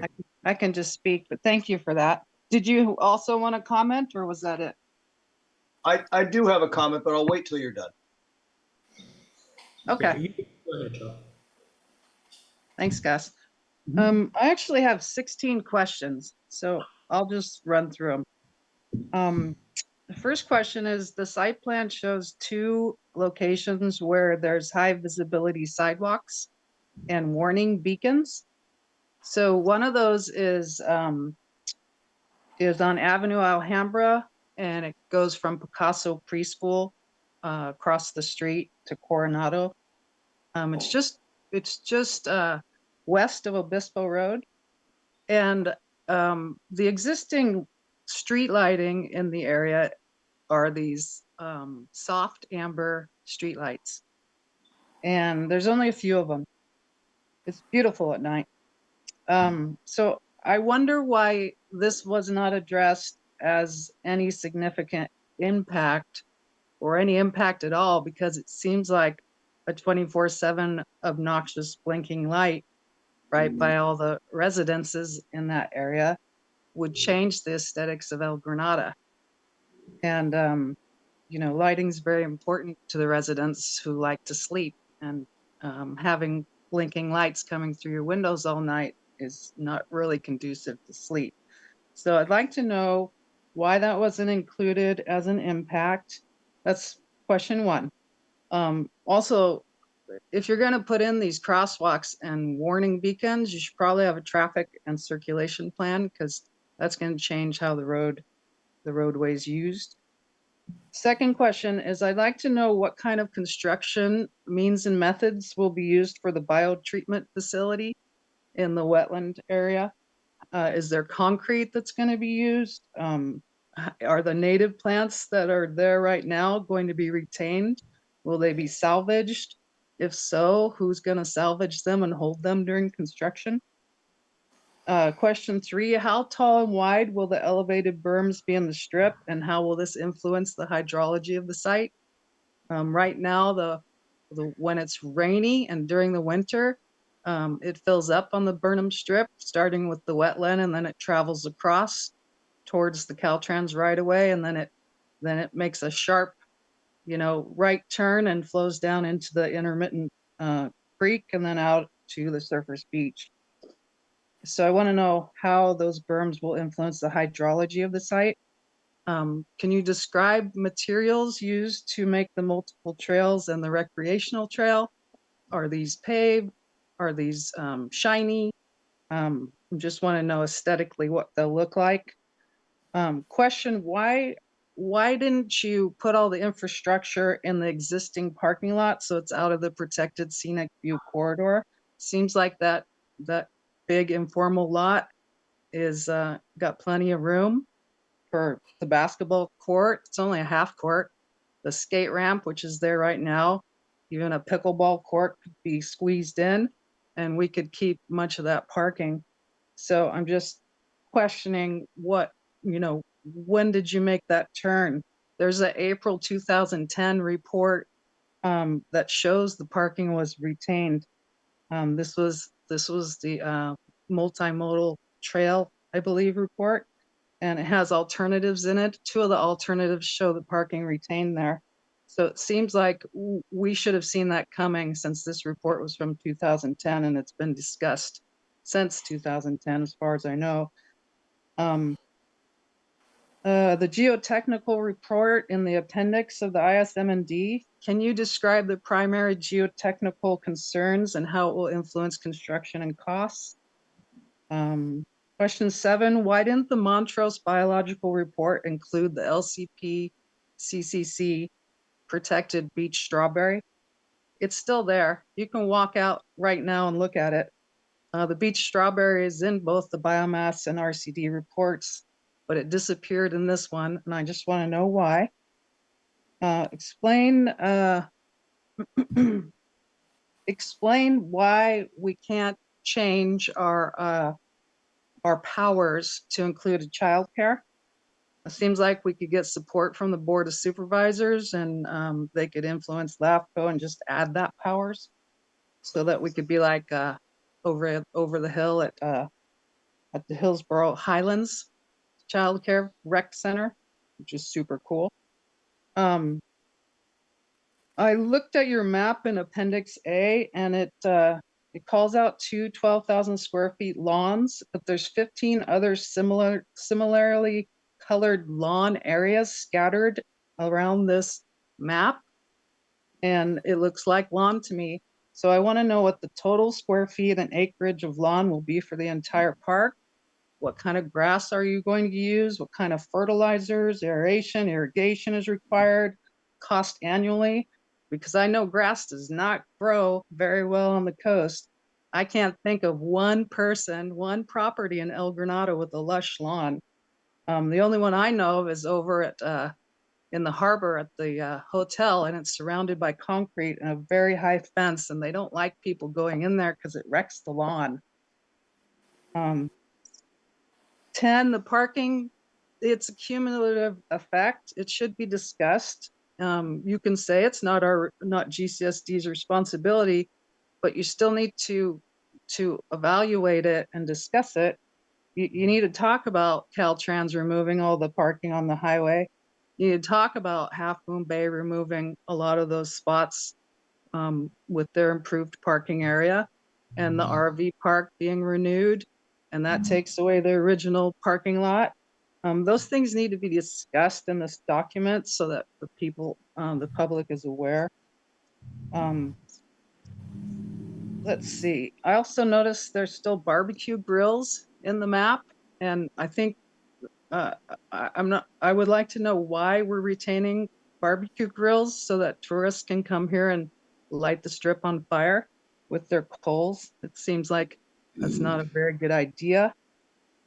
Let's see. Mitigation. Is there any mitigation for impacting the jurisdictional wetlands that's been part of the plan? We'll need to have mitigation to impact the perennial Burnham Creek and the 2 intermittent streams and possibly the wetland that we're all arguing over. So what's the cost for the mitigation?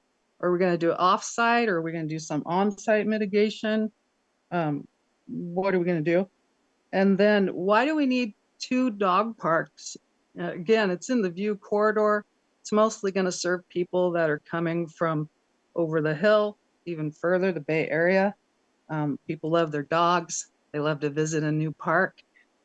We have areas for dogs. The medians already have dog poop bags and garbage cans. Quarry Park is off-leash dog area. The beach, people run their dogs. We have lots of dog areas. So it just seems like kind of a silly idea when we could use it for protecting the view or even establishing native plants and going back to what we once had in this view corridor.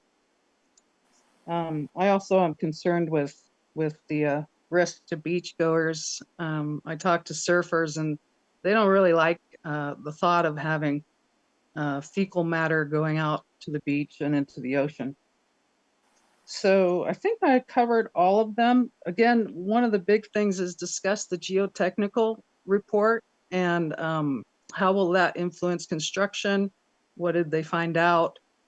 What soil is there? How shallow is the groundwater? Are there any hazards that we should know about? Thank you.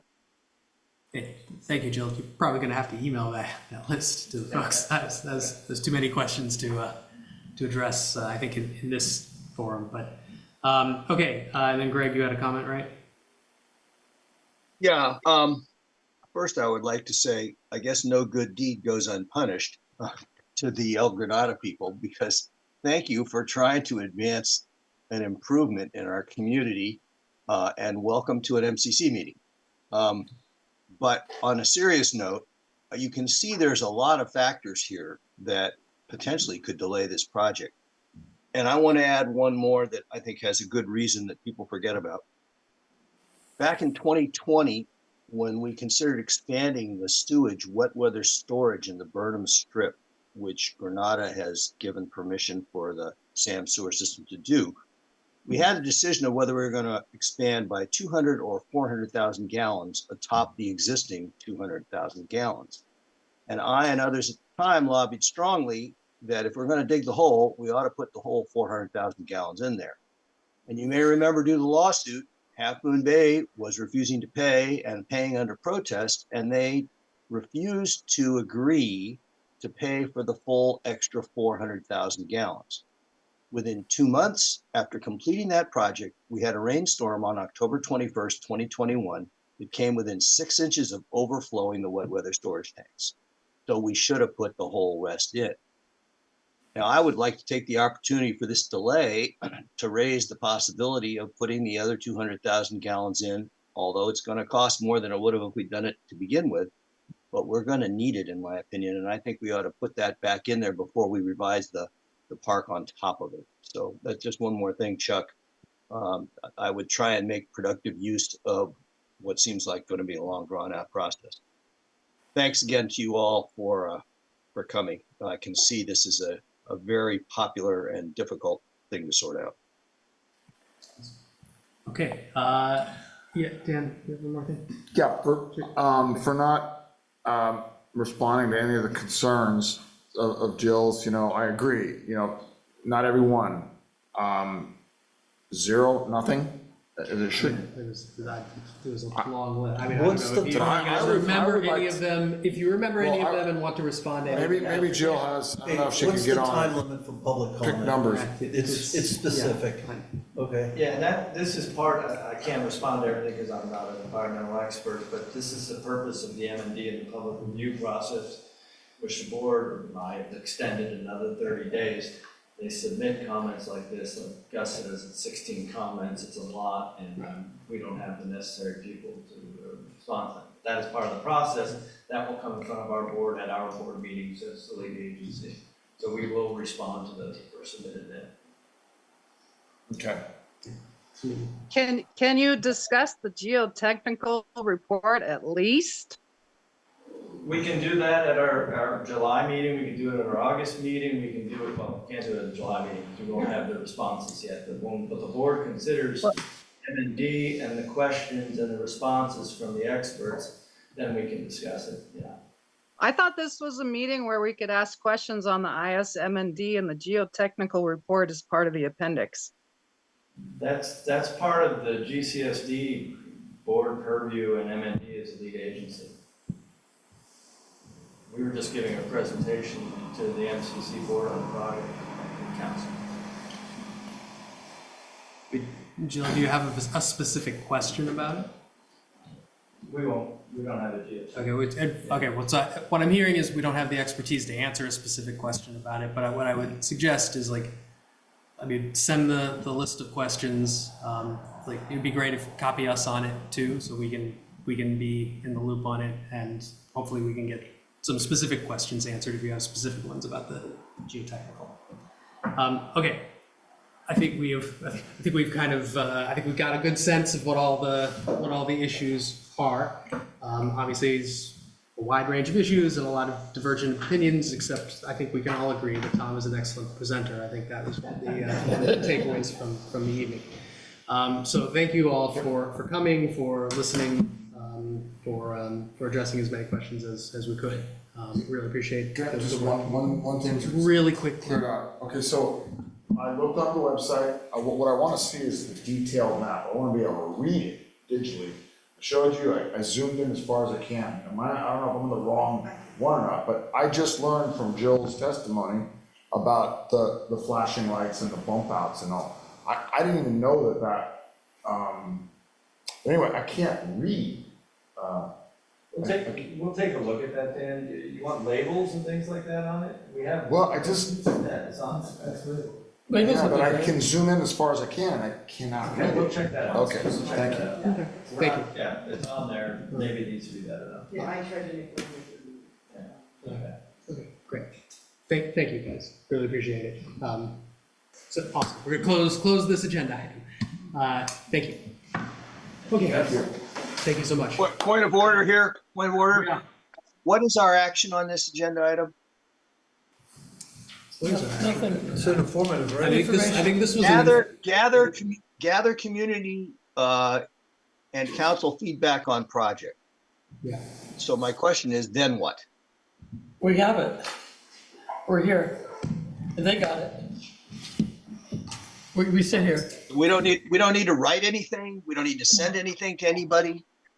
Well, I think we've already done that, right? We've already submitted a letter with it. I mean, unless something came up today that we didn't include in the prior letter. Following the process. A bunch of things came in. I'll let Kimberly and others comment on that. But yeah, there was a lot of new stuff come up today. Okay, well, thank you guys. Thank you. Nice to meet you, Tom.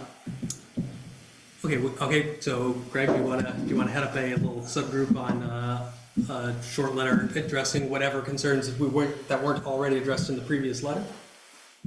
I would do my best, but I would love somebody to double check my notes on this. There was a lot covered here. I don't think we're obligated to say anything. We're not obligated, but if there's passion around doing it, does somebody want to help Greg with that? I mean, I didn't take notes. I was busy as best I could trying to referee it, but does somebody else want to work with Greg on that? I think it's and do these comments go to planning?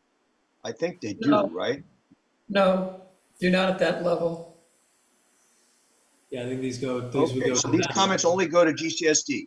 Right, because it's their neg deck, right? So. Okay. Okay. So is our action item? Do you want to do that? I will do my best. All right. Kimberly, raise your hand. Look at it. Kimberly had her hand up. Yes, Kimberly? Yeah, I guess at this point, I think we did cover a lot of ground in our letter, and there are some things that were brought up here tonight. So I guess I'm wondering if we wait till it moves beyond GCSD to make the next comment letter. That's probably what I would suggest, but I would defer to Greg, Claire. You guys have more experience commenting on I'd these wait, sorts of but things. Greg wants to do it.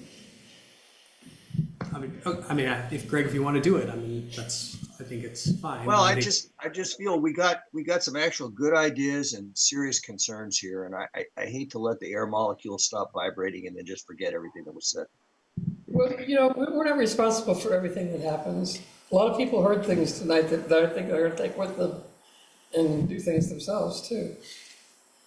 We could just instead of a letter, Gus, because I know the council won't have time to vote on a letter. Why don't I just prepare some discussion notes and have whoever wants to review it, and then Add that to the minutes. Can your discussion notes be added to the minutes, and then we can just vote on it like that, and it'll be part of the record? It'll be too late to vote on it. If I remember correctly, the 30-day Well, we'll vote on extension the is minutes, up for our next meeting.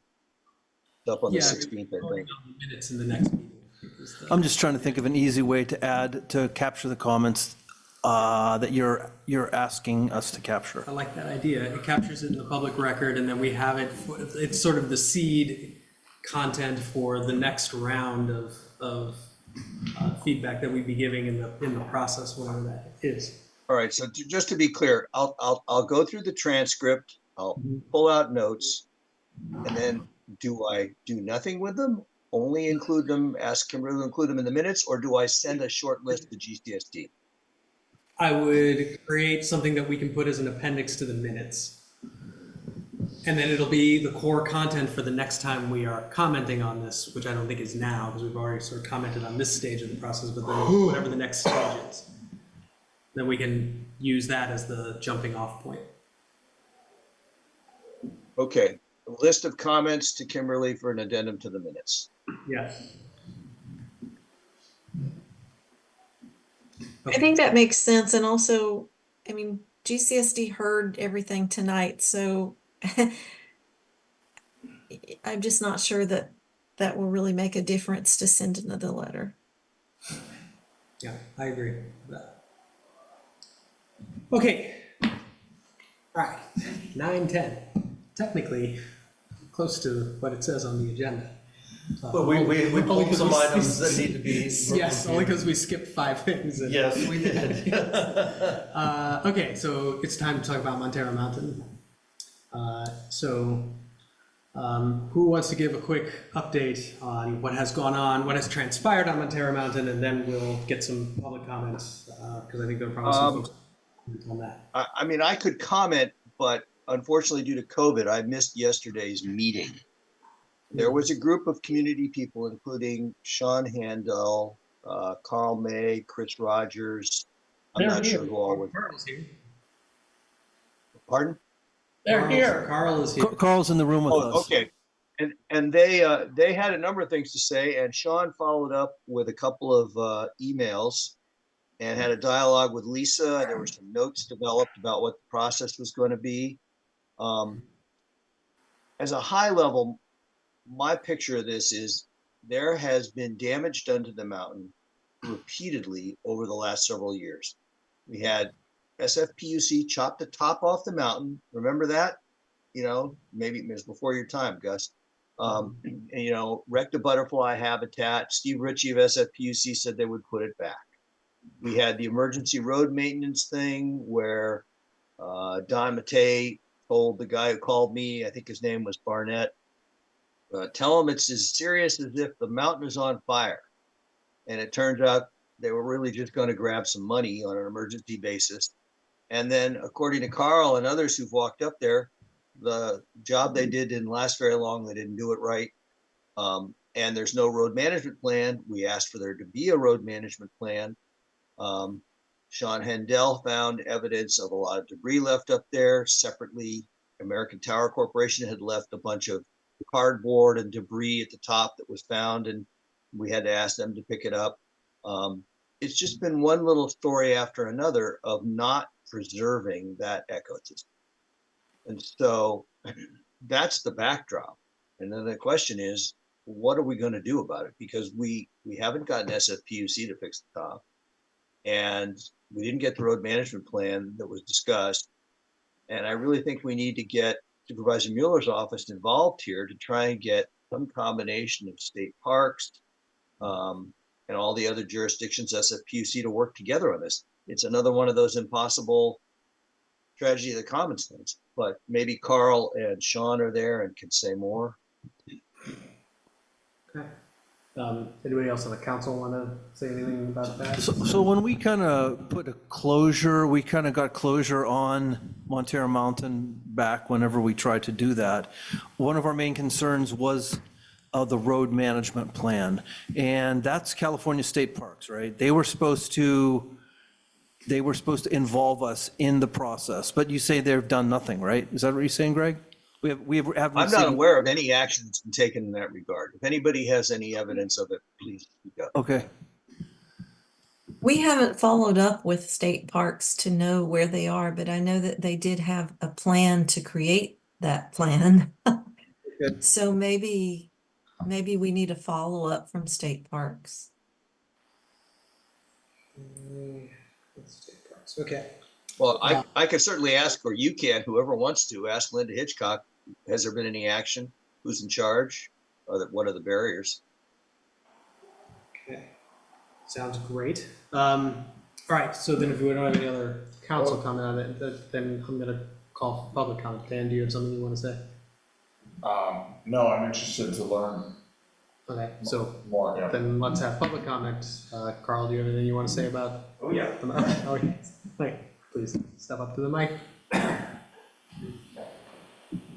Well, and I want to say thank you to Carl and Sean and maybe others who I know traveled all the way over the hill to attend the Planning Commission meeting and got a change made in the action that was going to be taken to withdraw the road maintenance plan from approval. That was the win here. Okay? And I don't understand the details, but thank you all. We just need to continue that. Yeah. Well, we scored more runs in that inning, but it shouldn't be taken as more. I think I had planned to come during the early public comment session on things not on the agenda, but this thing popped up on the agenda. Little follow-up from a year ago. You may remember me saying making all sorts of dire predictions about this place based on my experience of well over 3 decades with the place. And all of that came true. The assurances we had from state parks that they had monitored this, that the road was significantly better and so forth, didn't make it through the first moderate rainstorm. By midwinter, after several heavy rains, the road is in as bad or worse condition than it's ever been. The predictions about invasive plants coming into these needlessly masticated areas along the road, those have all come true. Some of the native plants have grown back, many have not, and there are non-native plants, especially mustard and this kind of yellow clover we get in the springtime that turns all of our fields yellow around here. Those have made their way a mile and a half or 2 miles farther up the mountain than they've ever been found before. There are also some non-native plants that have been invading our area over the last 5 or 6 years. The sow thistle comes to mind. Those are up there where they've never been before. And it's these masticated areas, war zone areas off the sides of the road that didn't need to be masticated, in which all of these things have grown. Anyway, I think that a primary update is that this item came up at the Planning Commission on June 26th. And at that time, several of us, Chris Rogers, Sean Handel, and myself and others piped up. Lenny Roberts came in by Zoom. And at that Planning Commission meeting, we made the big ask that the road part be separated and further considered from the permits for AT&T and Sprint up at the top. And made extensive comment, we made written comments. Sean and I showed up in Redwood City. I haven't been there for 25 years because I hate going there. And Chris Rogers came in by Zoom, and lo and behold, they did separate these items. And the Planning Commission agreed to further consider the road permits going forward. So that may be described as a win, because we usually get nothing like that from, from the county. But it's simply, at this point, leading to further effort along these lines and follow-up effort. Scott has particularly led the way on alternative routes up there. The Planning Commission became aware of this and has put that into their notes to be further considered. Let me see. Well, anyway, there are a number of things that are now going to be brought before the Planning Commission. And so I think we really ought to thank Chris Rogers for devoting so much time to comment on this. And the Planning Commission showed interest in this. There were 4 planning commissioners at the meeting. Every one of them paid attention, which to my mind is a win. And they seemed to understand what was going on. At the end, the planning director attempted to claw back a little bit. I think maybe he was a little nervous that his sort of lockstep rubber stamping thing wasn't working. And he attempted to claw back a little bit. That did not affect the planning commissioners in his little attempts to claw back. So I think at this stage of the game, several of us have been meeting. There have been quite a few emails flying around. Several of us met in person the other day, and we're going to continue making this effort. And in our sort of late breakfast discussion the other day, we listed a number of agencies that we have, not just agencies, but people, significant government groups and so forth, that we would want to get involved with this. But primarily, we'd like to do as much of this as possible through the MCC. And my only hesitation on that is that the very good letter that the MCC sent on this issue, which covered most of what we were raising before the Planning Commission, the Planning Commissioners were not aware of any of this until we brought it up in our notes and so forth, and they had it presented to them at the meeting. Some of them had no time even to read this letter from the MCC. The people we sent it to, it apparently went off into the ozone, you know. I think that when that letter got sent, it got sent to the wrong place. And that's very unfortunate. We should be careful in the future that when we approve letters, we send them to the right place. Yeah, well, some of the people it was sent to were the right people. Well, we sent it again right before you guys went to that meeting. Yeah. But we didn't send it to the right place in the first place. So yeah, there are a number of agencies involved in this. Yeah. Another thing that we've been coming to the conclusion is that somehow we need to get independent entities monitoring it.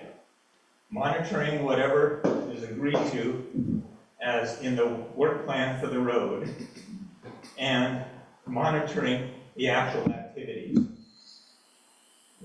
it's proven and continues to show up in their comments that state parks is not going to be adequate for this monitoring activity. They didn't work with the emergency grading last year.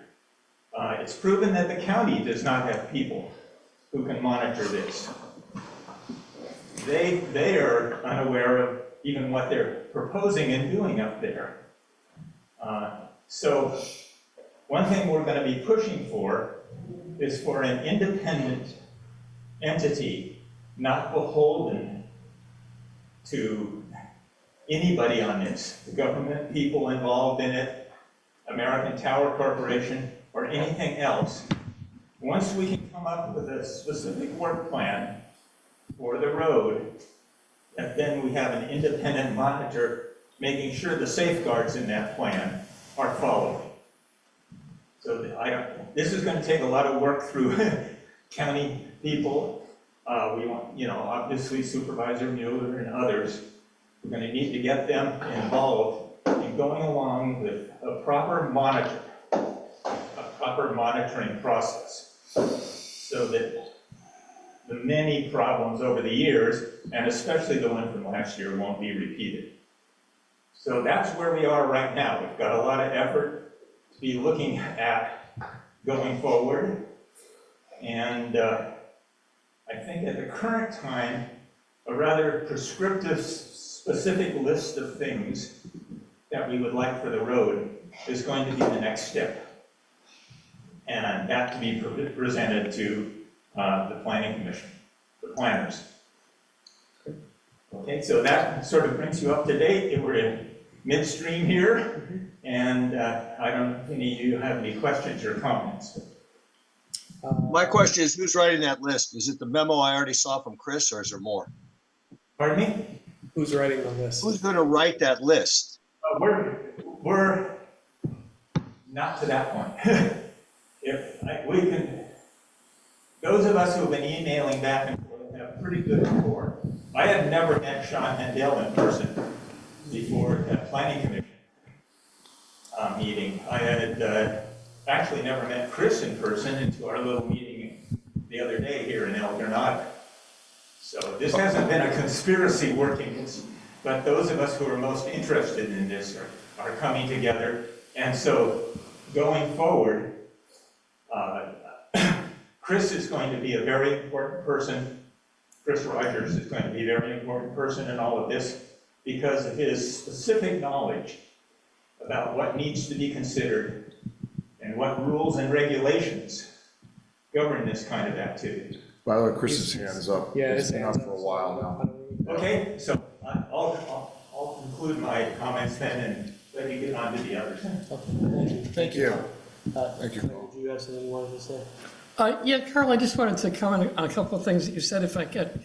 One is, I'm glad you guys are doing this. I'm glad you're putting it together. I think that it sounds like a good group of people to be working on it. We've run into problems in the past, as you probably know, where occasionally people in the community or even people on the council will take a topic and run with it and represent it as being coming from the MCC. And it's really delicate. You need to keep us in the loop and not represent us as saying things that we didn't say. None of us have done that. I know you haven't. I'm just putting out there that has happened in the past. I just want to make sure that we have a better relationship than that. And I think we will. The only thing that has been done, though, is serious reference in preparation for this January 26th meeting of the plan, or pardon me, June 26th meeting of the Planning Commission, is that the MCC's letter, written mostly by Kimberly on this, was a very important factor in our comments, a very important set of things for them to consider.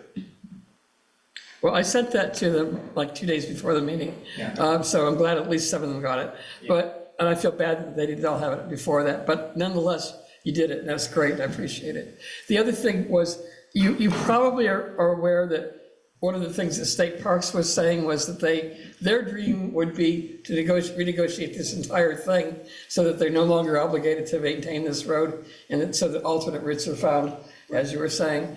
And rather than just sticking to how should we deal with this road, I would encourage you to also look at the bigger picture of, is there an alternative to maintaining this road the way they want to do it? Oh, yeah, for more than the past year, alternatives have been high on the list. Okay. I Just just want to make sure. mentioned Scott, but I mean, it's been many, many months since Scott brought this up. Yeah. It's been going on for a long time, yeah. Yeah, but those of us who know the mountain, and I mean all the way down to Umori Ridge and, you know, GGNRA lands and everything else, know that there's much more to it that wasn't considered. So that's, yeah, that's, I think, as I read it, right now, there's enough of a push, and that the road is in bad enough condition that we may not be able to wait for the maneuvering that goes into getting them to not have this road anymore and to use one of the alternative roads. But I wouldn't That's want to just my forget guess. that. Don't forget it, though. Yeah. Okay, thank you. Thank you, Rob. All right, we'll do Chris and then Lisa. Actually, I'd like to yield to Lisa because I think she's likely gonna comment on the procedural aspects of who to communicate with most effectively at this point. Is that true, Lisa? The gentleman from El Granada yields to Ms. And then if I have anything else to comment, I'll raise my hand again. No, I hadn't planned to go on at length or anything. I did send you, the group, an email today clarifying what I asked Steve some questions at our meeting today.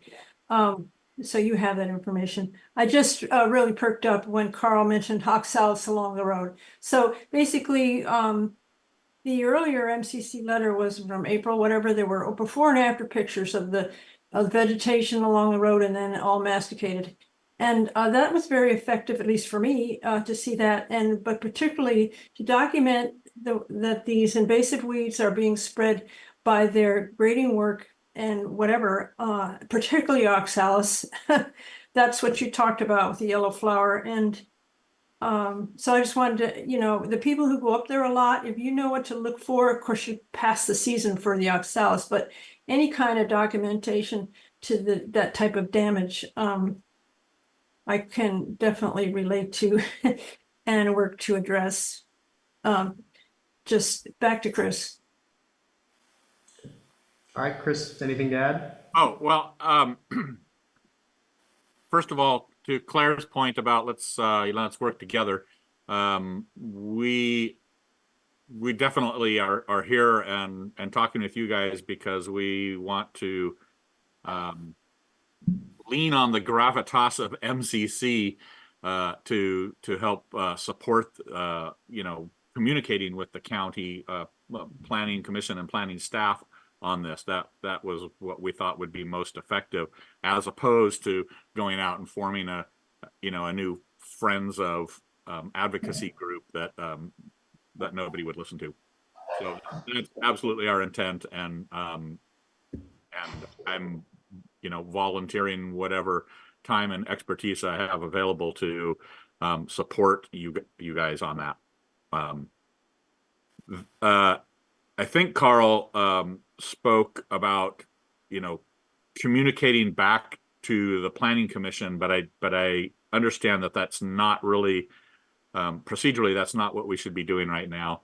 That what we because the project, the original application now has been separated into the use permit for the towers and the road maintenance actions, and the use permit is approved or going to be approved, and the road now stands alone as a separate and independent project with no actual applicant attached to it right now. And so the planning staff is going to be taking that into consideration and obviously weighing heavily on the documentation in the mitigated neg deck that they used for the project as when it was first proposed jointly. They're going to be processing that as a separate project. So right now, the thing to do is to reiterate to planning staff where we think the project needs to be better better represented in the MND, and improvements that need to be made. I made a lot of substantive comments on that. They can be used again because we're talking about the road, and that's all I was talking about at the time.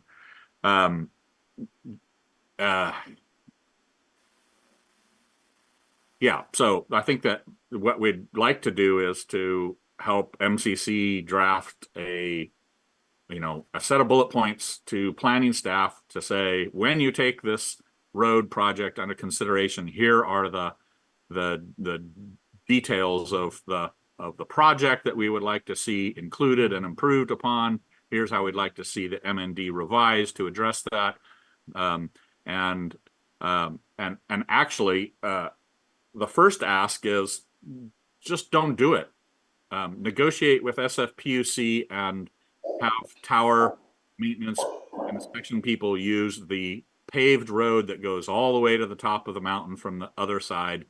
That it would then eliminate all maintenance needs and maintenance costs, environmental degradation, impacts to federal and state listed endangered species, irritating and annoying the recreational users in the constituency of MCC by constantly having to do maintenance on a road that just isn't made for that kind of use in an area of high sensitivity and widely recognized biodiversity values. So that's where I think we are right now. Cool, great, thank you, Chris. Awesome, I see Ann's hand raised. Ann, what do you got? I just wanted to thank Carl and Chris and all the community members involved in this because it makes such a difference, their help and expertise. And so I just wanted to express my gratitude.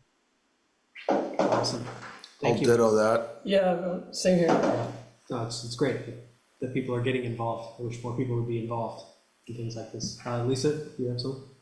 Oh yeah, just to follow on to what Chris said. So specifically, I asked Steve today, to elaborate on how the community / MCC can be involved in the process of the approval of the next permit. And he said, well, he didn't even know who the applicant would be, and that he would not be the contact person. The contact person would be the planner, who would continue to be Olivia Boo, and that when an application is submitted for the road improvement, the MCC will get, as usual, the early referral to comment on it. And so therefore, he's saying that, yes, if you work, the community members working with the MCC, that is your door to get in early on the process.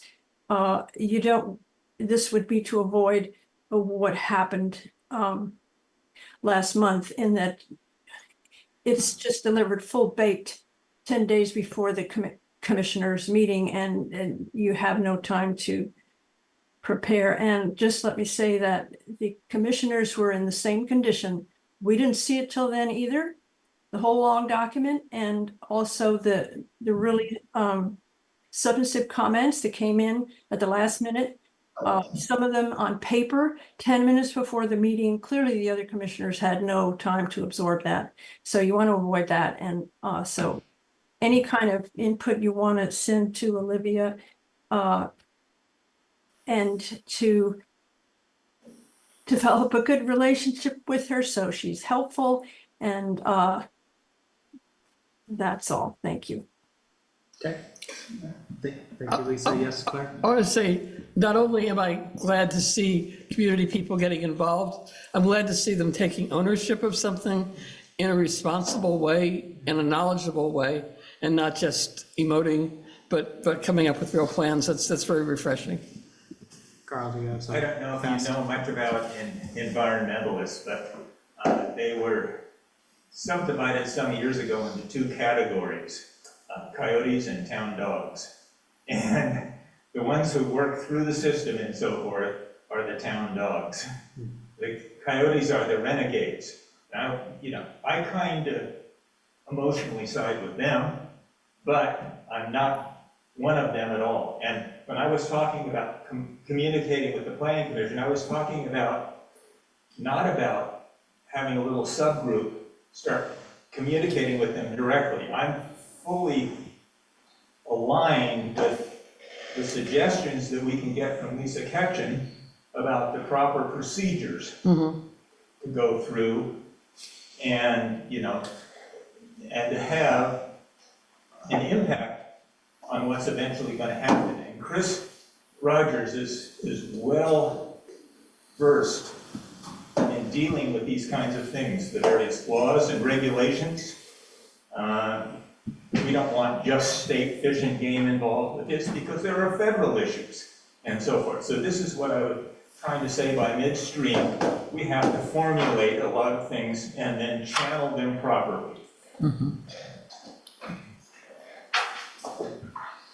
Okay, thank you. All right, so I don't see any other comments, so I'm going to close this agenda item. So the next thing on the agenda would be the communications policy, except we have 3 things that we pulled from consent. So I would absolutely entertain a motion to kick the communications policy discussion to okay, I'm the chair, so I can't really propose it, so if somebody want to... No, I already asked if you could withdraw it. Well, somebody's got to move it. Okay. Table it, yeah, table, deal with it later. Okay, so Dan's moving and Claire is seconding. Is that what I just heard? Great. Awesome. Kimberly, can you just do a quick roll? Yep. Sorry, hold on just a second. No problem. Okay. Greg, Yes. Scott, Yes. Dan, Yes. Anne, Yes. Claire, Yes. Gus, Yes. and Kimberly, yes. Great. Okay, so we'll deal with that later. So we pulled 3 things from consent. So the first thing we pulled the minutes because they're not quite done yet. Anything to say about that? No. No? Great. Move on. Awesome. So we also pulled the funding thing, right? Okay, so Ivy, you really want to pull that? Yes, I would want to pull that. Tell Because the second whereas says we were in Pescadero. What? Is that the funding or the? The funding county? letter, yeah. County. The county letter about the funding. The county letter about the funding says we're in Pescadero. Where is the? I'll fix it. You can't fix it, it came from the county. No, I did edit their document and I missed that. COVID. I put in the MCC contact information at the bottom of the middle and I missed it. It said Pescadero. It's their document. Okay, so, all right. Doesn't mean we can't change it. Were there any other issues with it? No, okay. So why don't we send it back to, email it back to Marisol with that edit, and then ask her to send us a clean version of it, and then we can just approve it next time on Okay, consent. just give me 1 second here before I say yes, okay? Sure. Okay. I see it. Got it. All right, great. Awesome. So there were no other issues with it other than that? That was the only one I had. Okay, great. I can look Awesome. again. I can Cool. look again. So no need to look again. So, great, then let's get a fresh Which copy one? back from, yes? Before we move on, Yes? The second whereas. okay, so we're not yet at the harbor, The harbor support letter? right? No, Okay. we're about to talk about that in 10 seconds. Okay, so we'll send it back to Marisol with with that suggested edit, requested really more than suggested edit. And when she gives us back, yes, we, the county, have fixed that, here you go, then we'll just put it on consent and we'll all be fine with it. Okay, great, then I think that's it for discussion of that thing, so now let's get on to the harbor letter. Did you pull that one too? I pulled it, but Dan is gonna pull it too. Okay. So Great. if you want to take it first, Dan, I don't care. I pulled it mostly because I wasn't understanding exactly where it was coming from. Okay. Should I talk or do you want to talk?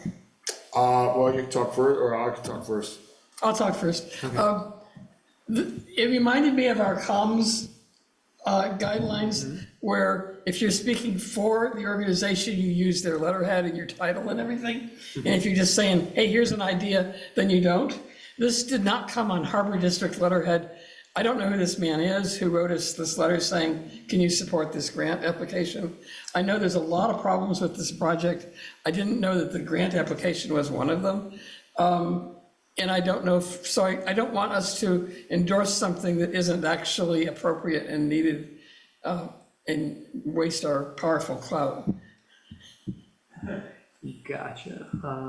Just looking to see where's. He just said I'm at the Harbor, I'm writing on behalf of the Harbor District. That could mean anything. Okay, so maybe we should. Wait, I can send a note to Jim and ask, is this something we should be doing? Well, I would have liked that. Okay. We're on deadline. He wanted it by a certain date before our next meeting. But Who's this person that sent you the letter? What's his name? Yeah, I'm trying to look that up. Hang on. I think he's a project manager for, There's a person who's been running their grant funding and all this stuff about that project for years. Maybe it's him. Yeah, Brad Dammit. Yeah, he's the guy. I wouldn't question the source of this. That comes from the Planning Commission. It comes from the Planning Commission? I'm sorry, I just lose my mind. It comes from the Harbor District. It's not very professional, but you think this is legit and something that we should respond to? Yeah, they recently lost their major initial funding for that Surfers Beach project. And they're scrambling. Okay. I thought they were gonna get it done this year, but now it's next year maybe to get funding, so. Okay. If it's legit, I have no problem with it. I just didn't know. Okay. Yeah, Brad Dammit, he's the guy. Okay.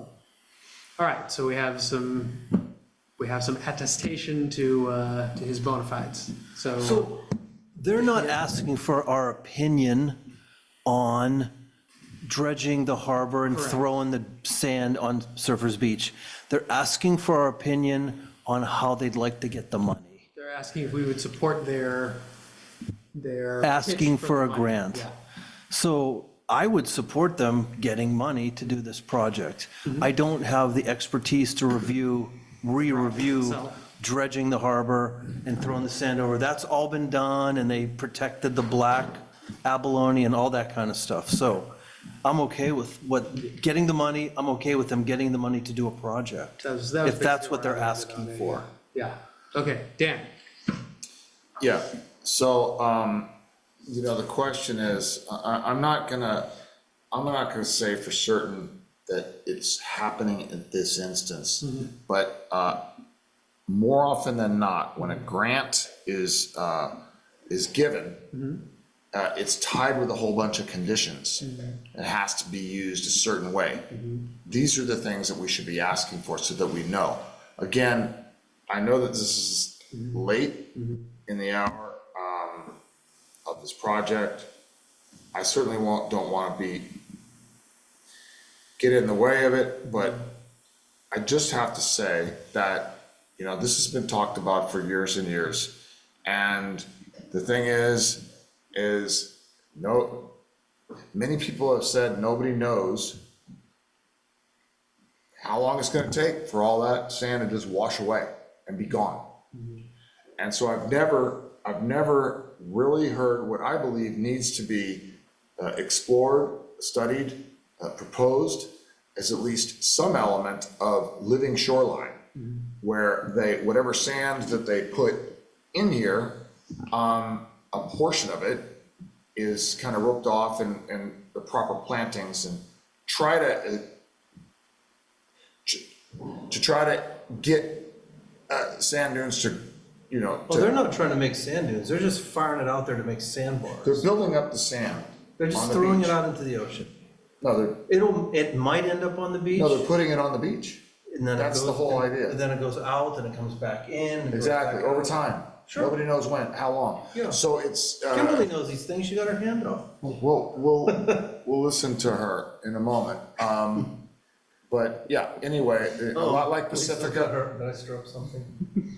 A lot like Pacifica, they did this, and I mean, that mound of sand is just growing and growing. It's just, the vegetation, the roots hold the sand together, and the vegetation on the top of the sand actually acts like little picket fences, and the sand kind of blows around and it collects.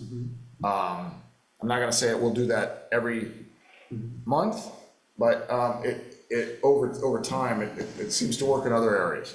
I think that it should be explored in this location, and I think that also that you know, even on the other side of the highway, they should start to have sand. It'll be blowing back and forth, and so when the wind does come up, it has a place to go and to collect.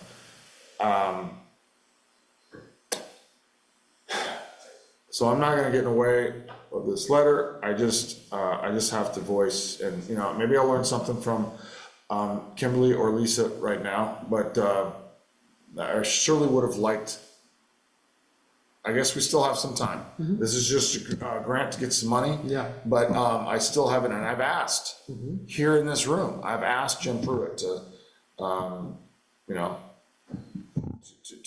to look into this and get back to me, and you know, crickets. So anyway, that's all I have to say for now. So let's hear from. All right, Kimberly, then Lisa.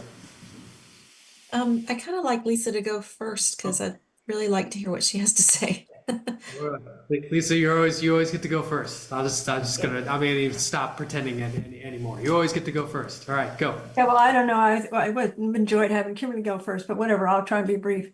Basically, on the MCC Surfers Beach page, there is a comprehensive list of reports from Brad Damitz since 2016 or something on the design of this project and the permitting hurdles he's had to jump through. This has just been endless. And the initial grant they got, the 800 grand, now just turned out, and it's just been a slog for him. And all the information is right there for you if you want to look up the history of this project and the design of the project and everything. And I totally support this is just the standard thing where the county comes to you and say, oh, just could you write a letter, Rick? It just helps a chance to get a grant, and it's got nothing to do with all these studies and plans and whatever. Thank you. Okay. All right, Kimberly. Thanks, Lisa. Well, How do we Dan, ask? did you have? I'm sorry. Yeah, I'm sorry. I know I can find it, but Lisa, would you mind telling us under which tab to start? Oh, I see it now. My bad. Never mind. Shoreline. It should be your favorite tab, Shoreline. Yeah, I'm gonna get my highlighter out. All right. Okay, Kimberly. So that repository of information is very important. I think what I'm a little confused about here is that unless I missed it, I didn't see the actual grant conditions that Dan mentioned, and that is really important because before we support something, I think we should know what the conditions are for the grant. I'm not opposed to supporting it. But I do feel like we need more info, and we've asked the Harbor District to come and keep us updated quarterly, but that hasn't been happening. And so I'd like to reiterate that request to the Harbor District so that they can get a jump on these things earlier than this came to us, to let us know what is going on, you know, what the status is, and what we might be able to be helpful with. So it feels like that's gone by the wayside, and I guess I just would like to have more of an update in the process that we requested at the beginning of the year, that they would come and talk to us quarterly about the status of these projects. Other than that, we have Bob Battaglio coming to our next meeting to talk about some of the sand dynamics, which both Dan and Scott raised. So that won't be in time, I think, for this deadline. I don't remember what the deadline is, but like yesterday. I'm sorry. I've just been so overwhelmed lately with just caregiving, but I think that meeting will be a good place to ask these questions about sand replenishment and sand dynamics. So prepare those questions for Bob, and I'm sure he'll be happy to answer them. Awesome. Great. I'd Yes, like Claire. to move that we approve that agenda item. Great. Second. Perfect. All right. Okay, well, I think we have to allow any public. Does anybody in the public want to comment on our supporting the harbor's grant application? Carl?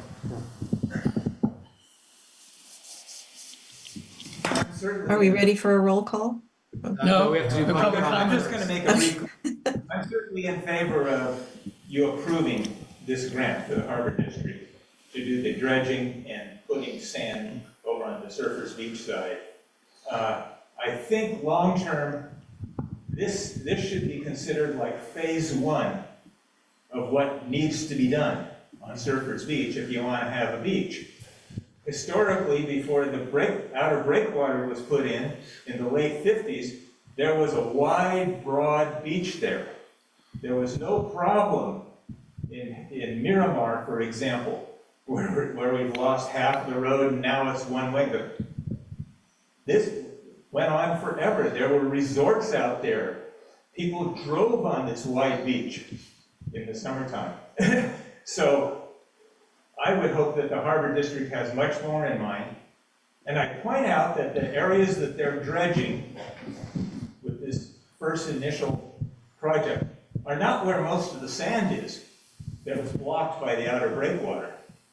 And all you have to do is look at an aerial on Google Earth. or any- Sorry to interrupt, but can you speak into the microphone because those of us on Zoom can't hear you? So if you look at any aerial of this, you will, and look at old photographs from the 1950s and before, you will see a huge triangle of sand built up behind the outer breakwater right now. There's even a bush growing out on it, lots of smaller plants growing on it.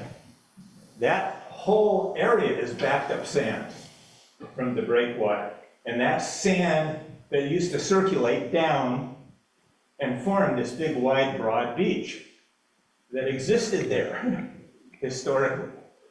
So I would hope that in the future, the Harbor District will be looking to dredge that sand out of there and, you know, make it even a bigger project. And that's going to provide much more beach. Thank you, Carl. I see Michelle's hand raised. Michelle? Hi, yeah, Jim just got a grant from the Army Corps of Engineers for a feasibility study for the Princeton Harbor shoreline for the outer harbor. And it's through the Army Corps of Engineers. And he's getting another grant from them for the same reason, under the auspices of the breakwater being a federal navigation project that went wrong. And he's holding them accountable. So he's going to get a grant for what's south of the breakwater. He also has the idea of doing the dredging continually, but also creating an artificial reef that will keep the sand in place, kind of like the San Onofre songs. It's called the Walker Reef. That was done about 10 years ago, maybe 8 years ago. And it's been very successful. So he used to be a U.S. Coast Guard guy. And so he understands the federal government and funding. And so that's where he's getting his intention to get the money to do stuff is for. Cool. Awesome. Thank you for sharing it. You're welcome. Any other public comment before we vote? No? Great. All right, Kimberly, call the roll. Greg? Yes. Scott? Yes. Dan? Yes. Anne? Yes. Claire? Yes. Gus? Yes. Kimberly, yes. Okay, great. Then we are on to, let's see, did we pull anything else? We covered everything we pulled, right? Yeah, I think we covered everything we pulled. Great, then on we go to council activity. Anybody with council activity they would like to report? I gave the Midcoastal Community Council update to the Half Moon Bay City Council meeting. Oh, excellent, thank you. And you know what they have? Is a counter, a timer. It's in your face. So, I know. just so that you know that they have that. I know, everybody else has that. Okay. Do we have somebody who would like to do that regularly? Scott, you really enjoyed it. I didn't like it. You didn't like it? I didn't like it. Once, somebody has to go. Yeah. Okay. Oh, no, you mean the timer or going? No, going. I'll go. So you're our guy? I could be. Nobody objects to that? Well, I got a question. You know, what, I thought we were going to object to the what timer. is shared? You know, and do the rest of us know, but do we have to, is it like kind of prepared? Yeah, I mean, how do you, what do Claire you? called me and said, can you do this? And I said, you got 15 minutes to help me prepare? And she said, yes, we did it. So I the told question her. is, what are we saying to the public of Half Moon Bay? What did you say? We basically I'm just we saying. basically talked about what have we had on our agendas the last couple of meetings? Okay, well, that's on record. Well, but they don't know. This is what I told They're them. not reading our agendas. This is the only, like, No, our telling them is. I the wrote only it down what I Just told them. because sometimes in the past, things have been said and, you know, it's maybe not necessarily what accurate or whatever.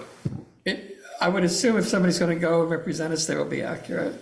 Because it's one of us. So we should know, that's the point. We should all know what's being said other than. Tune in. I'm not doing it. Yes, you are. Case. Yes, you are. I think we've got to just trust each other to like all be able to give. So an Claire, I update to might Half call Moon Bay you about what we're and say, doing. let's do a quick review. Happy to do it. And I'll There's keep no notes way on we're what gonna I be tell like them. that. And that's that. Because now that's another. So like, the that's purpose another- is just to give a summary of what we've been working on. Yeah, like here's what we've been talking about in our last couple of Okay. meetings. Like just like Harvey does for us. Like, Yeah, that's you know, all I do. I Yeah, doubt. but then he answers some detail, you know, Yeah, of or course, he, he's gonna or he answer says, some no, I questions. can't People might have answer. questions. Harvey editorializes a bit. We don't try to do that. Okay. And you know, their meeting is different than ours. It's not, there's not people that are super consumed with the community. It's just like, it's a totally different meeting. Yeah, Yeah, they have a so- different vibe down They have a there. different vibe. It's a city, it's not a community council. Yeah. It's a city. Okay. Thank you. Scott, I'll for do doing it, that. sure. That's I great. was super nervous. What? I sweated a lot. You're a good presenter. What's the problem? All right, fine, we'll do it. I'll talk to you. You remind me it's time. I think it's next week. Oh, shit. We'll All right. You can tell them about the. Biannually, bi-meetingly. yeah, every other meeting. Yes, that would be You can good. tell them about the wild time we had here tonight. Oh, no. Okay, let's see. Does anybody else have? Okay, I see Greg's hand raised. Yeah. Gus, you're gonna have to help me out here. I want to talk about CRISP for a minute. Yeah. You went to the first meeting and you said we had a survey that we should fill out. Do you remember the deadline for that? They just sent a little update about it. They just said like they really like it soon. But when I forwarded it to everybody before I actually went to go fill it out myself. And once I went to go fill it out myself, I was like, oh, this is not intended for. It's not really intended for us. I think it's intended for people who are for agencies that are already have like projects lined up. You know what I mean? But I forwarded it to everybody. So if you want to fill it out. So I went to fill it out and I ran into the same thing. It looks like it's for entities that want to bid on work or already have work underway. For Right. contracting agencies and stuff. Right. And so I went to the last CRISP meeting. Mm-hmm. And at the meeting were Chandra Singh, who we know from planning. She's been before us talking transportation. Yep. And then another staff lady, somewhat junior, and a guy I never saw who I think was with the Department of Emergency Management. And me. And they were surprised I came. And I said, okay, so I'm here to discuss CRISP, what's the agenda? And they said, oh, we just have to sit here for an hour in case anybody shows up to ask questions. And so I went, wait a minute, nobody gave you a statement of requirements from the Midcoast for infrastructure issues that we might like to see addressed? And apparently not. So if I hadn't gotten COVID, I would have come up with a draft list of infrastructure things, asked for an agenda item, and brought them to this meeting for community comment. And I still think we ought to do it. I'm just worried that our next meeting's on the 24th and that might be too late. But my plan is to fill out the survey that doesn't really fit and put in all those text boxes, the things that I think we need to do. And, you know, that's the best I can do. If you think we have time to do it as a group and endorse it at our next meeting, fine. Otherwise, I'll just do it as an individual, because I sure have a lot to say about the infrastructure needs on the coast. I think what I would suggest is I would sort of do the both, right? Like, I think the idea of like doing it formally as a council is probably a good idea and submitting that to them. But I would hedge by filling it out, fill out the survey and put whatever you want to put in the text box, just in case just in case there's deadline stuff and whatever we put together doesn't get to them in time for whatever process they do. Like, I think they're just trying to get a sense. My sense of the purpose of that thing is they want to understand what all the projects are that people already have in mind, so that there can be some kind of like scrum where they try to prioritize them. Well, they are going to do that. Yes. So I would fill out the thing, because that at least gets some information into the process. But I think if we could do it next time, like I would support having something a little bit more formal than that we send to them in the hopes that they factor it in. All right. Well, then part of my question for you is there any more to the process that's been defined that that isn't visible? It seems incredibly unstructured. I think it's still fairly unstructured. Okay, I will fill out the form. I will attend tomorrow's CRISP meeting, and I will come up with a list to propose for us to review as a council at the next meeting, and you decide if it fits on the agenda with what else we have going on. What tomorrow's CRISP meeting? Is there a meeting that we should be aware of? Apparently they have one every week. And Is that right, Gus? No, it's Zoom. For sure it was every week. I know they're having them periodically. What time? What time? I show it, give me a second here. 9:30. Gus, you sent me the invite. Am I wrong in understanding it's every week? I wasn't aware. I just get these things, and I always look at right now I look at my calendar. I'm like, nope, I can't go to that because I'm working like all day every day. I wasn't aware they were every week. But when the invites come, now my process is put it out to more of the council, just on the grounds or that I'm not the one getting. Maybe I'm wrong, but I'm going to show up tomorrow and pretend there's a meeting until I find out there isn't one.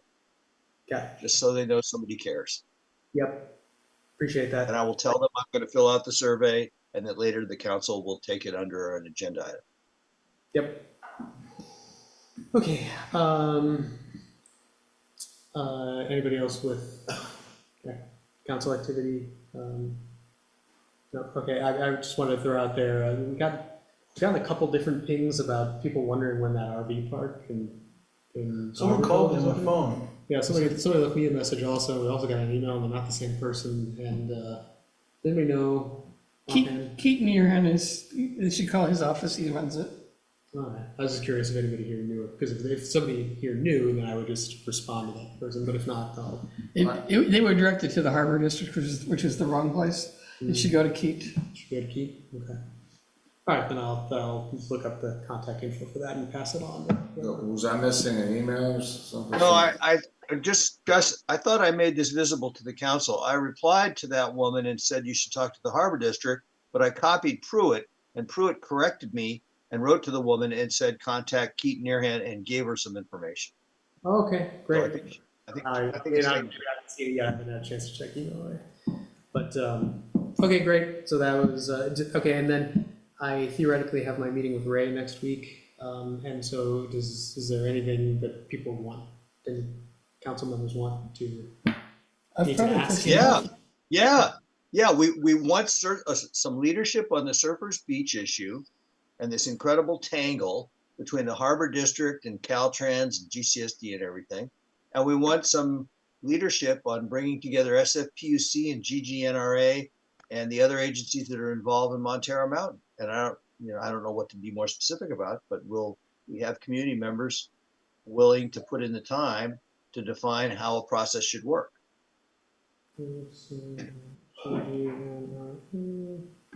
I would suggest to be careful not to bombard Mueller. I don't know. Is now the time to bring him in for the Montero Mountain thing, or He should be aware of it. It's an interagency thing. will it sound like action? We're going to request him to take action right now, but I'm just. Usually he'll say, well, what happened, they only have so much they can kind of handle, but I mean, I guess if it's relayed appropriately that, these are approaching and we're, really gonna ask you to step in when we're ready. I don't know, I don't think we're completely ready, to go to. I couldn't disagree with Dan more strongly. We've given the county requests for the last 2 years, and they haven't even answered some of the emails. We sent them a request for a $100,000 loan to fund a community fiber network, backed the letter up with a letter of endorsement from Half Moon Bay all the way up here, every single agency on the Midcoast, and we never got an answer. So I'm not of the mind that Ray Mueller needs to hear less because we know he's not going to do anything. I think he needs to have an organized list of the stuff we need, and then he has to take the appropriate action to prioritize it or resource. So I am not in favor of keeping his plate light. I think we do have a duty to prioritize our requests from him, and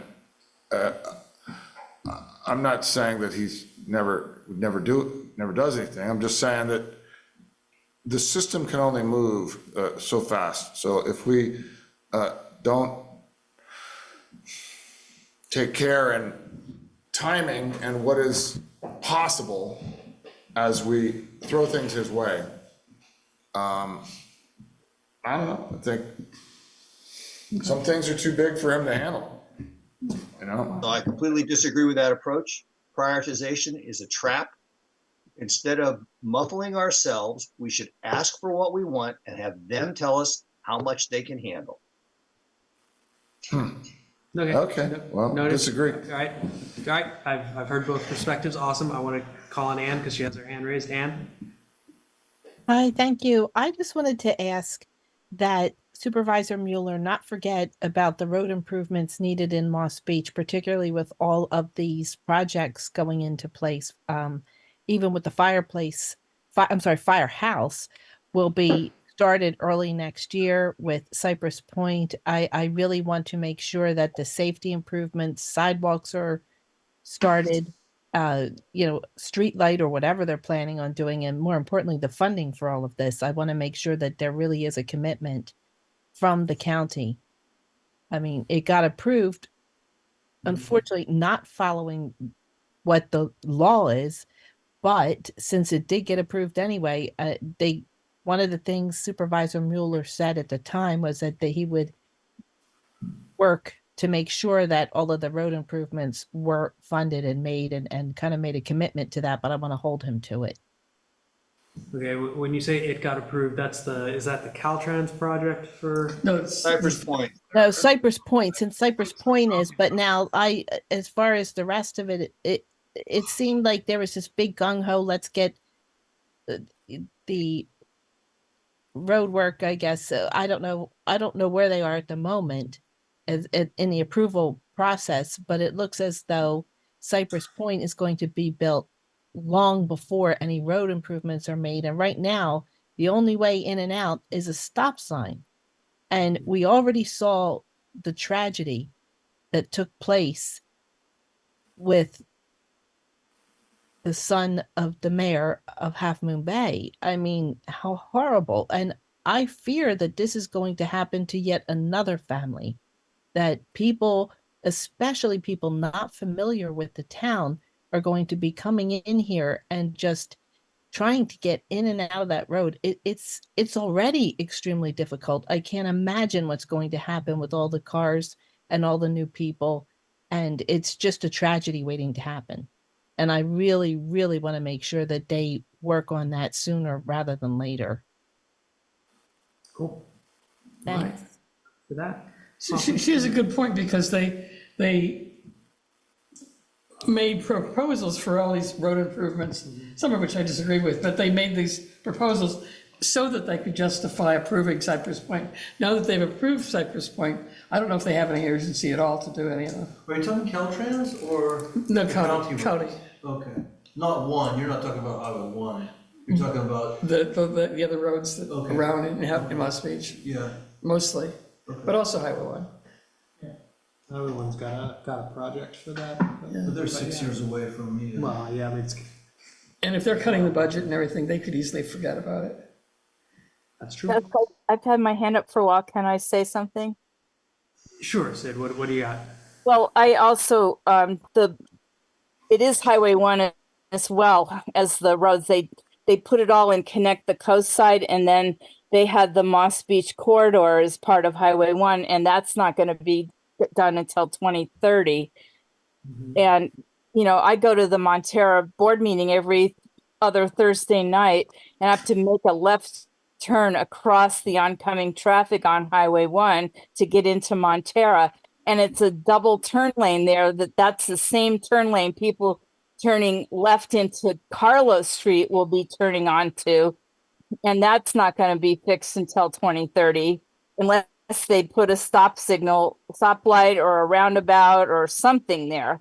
And Ray's aware of it, but he doesn't, I don't know how much clout he has with Caltrans to move that project up. So that's important, but what, I heard something, but I couldn't tell who said it. I don't think anybody really has clout with Caltrans, but yeah. Well, I know, but it's part of the whole project that they're putting in. They're shoehorning that huge project in where there's no ingress and egress that's safe for anybody, the existing residents, let alone the new residents and visitors to the coast side. So it's something you should bring it up and just make him aware that we're counting on him to do something, because we're just small voices. And the only other thing is my usual gripe is that there's still no emergency evacuation for the coast side. And we could be like Maui any day. So there's fire season started early this year. That's all I wanted to say. Thanks. Okay, thanks, Sid. Okay, so I think that's it for. Wait, one more thing. I forgot to say, there's a new sheriff here on the coast, a new captain, and they did buy the El Granada fire, not buy it, their long-term lease. The fire department leased them their old fire stations. So they're going to move some cars and stuff there. I don't know what else their plans are. Say that again. Slow down. I'm sorry. There's a Captain Albin moved to Morgan Hill, I think, and or Los Gatos, I think, Los Gatos, and so there is a new captain of the sheriff's department down in Half Moon Bay, and they have a long-term lease on the old fire station now. The old fire station in El Granada? Yes. Yeah. So the sheriffs are going to move into the old fire station in El Granada. Move some equipment there, yes. That came up earlier in the meeting. Yeah, it came up earlier. Right. Yeah. Lisa mentioned it. But what I was going to suggest is that we get him here to talk about how much service we're getting on the coast versus the unincorporated area versus Half Moon Bay, because people were saying that you know, the people, they were calling because of the fireworks and there was no patrols over this way at all. So I don't know. I just don't know if there's still equal coverage. Half Moon Bay seems to eat up all the sheriff's coverage. They keep very close track of how much time they spend both places, because they can charge Half Moon Bay for it. Yeah. I'm happy to reach out and invite him to I think that we should invite him to come to one of our meetings at your guys' next convenience. Thanks. Thank you. Okay, then I think that's it for for council activity, future agendas, Kimberly is having your person about the sand come next time. And then what do we got for other future agenda stuff?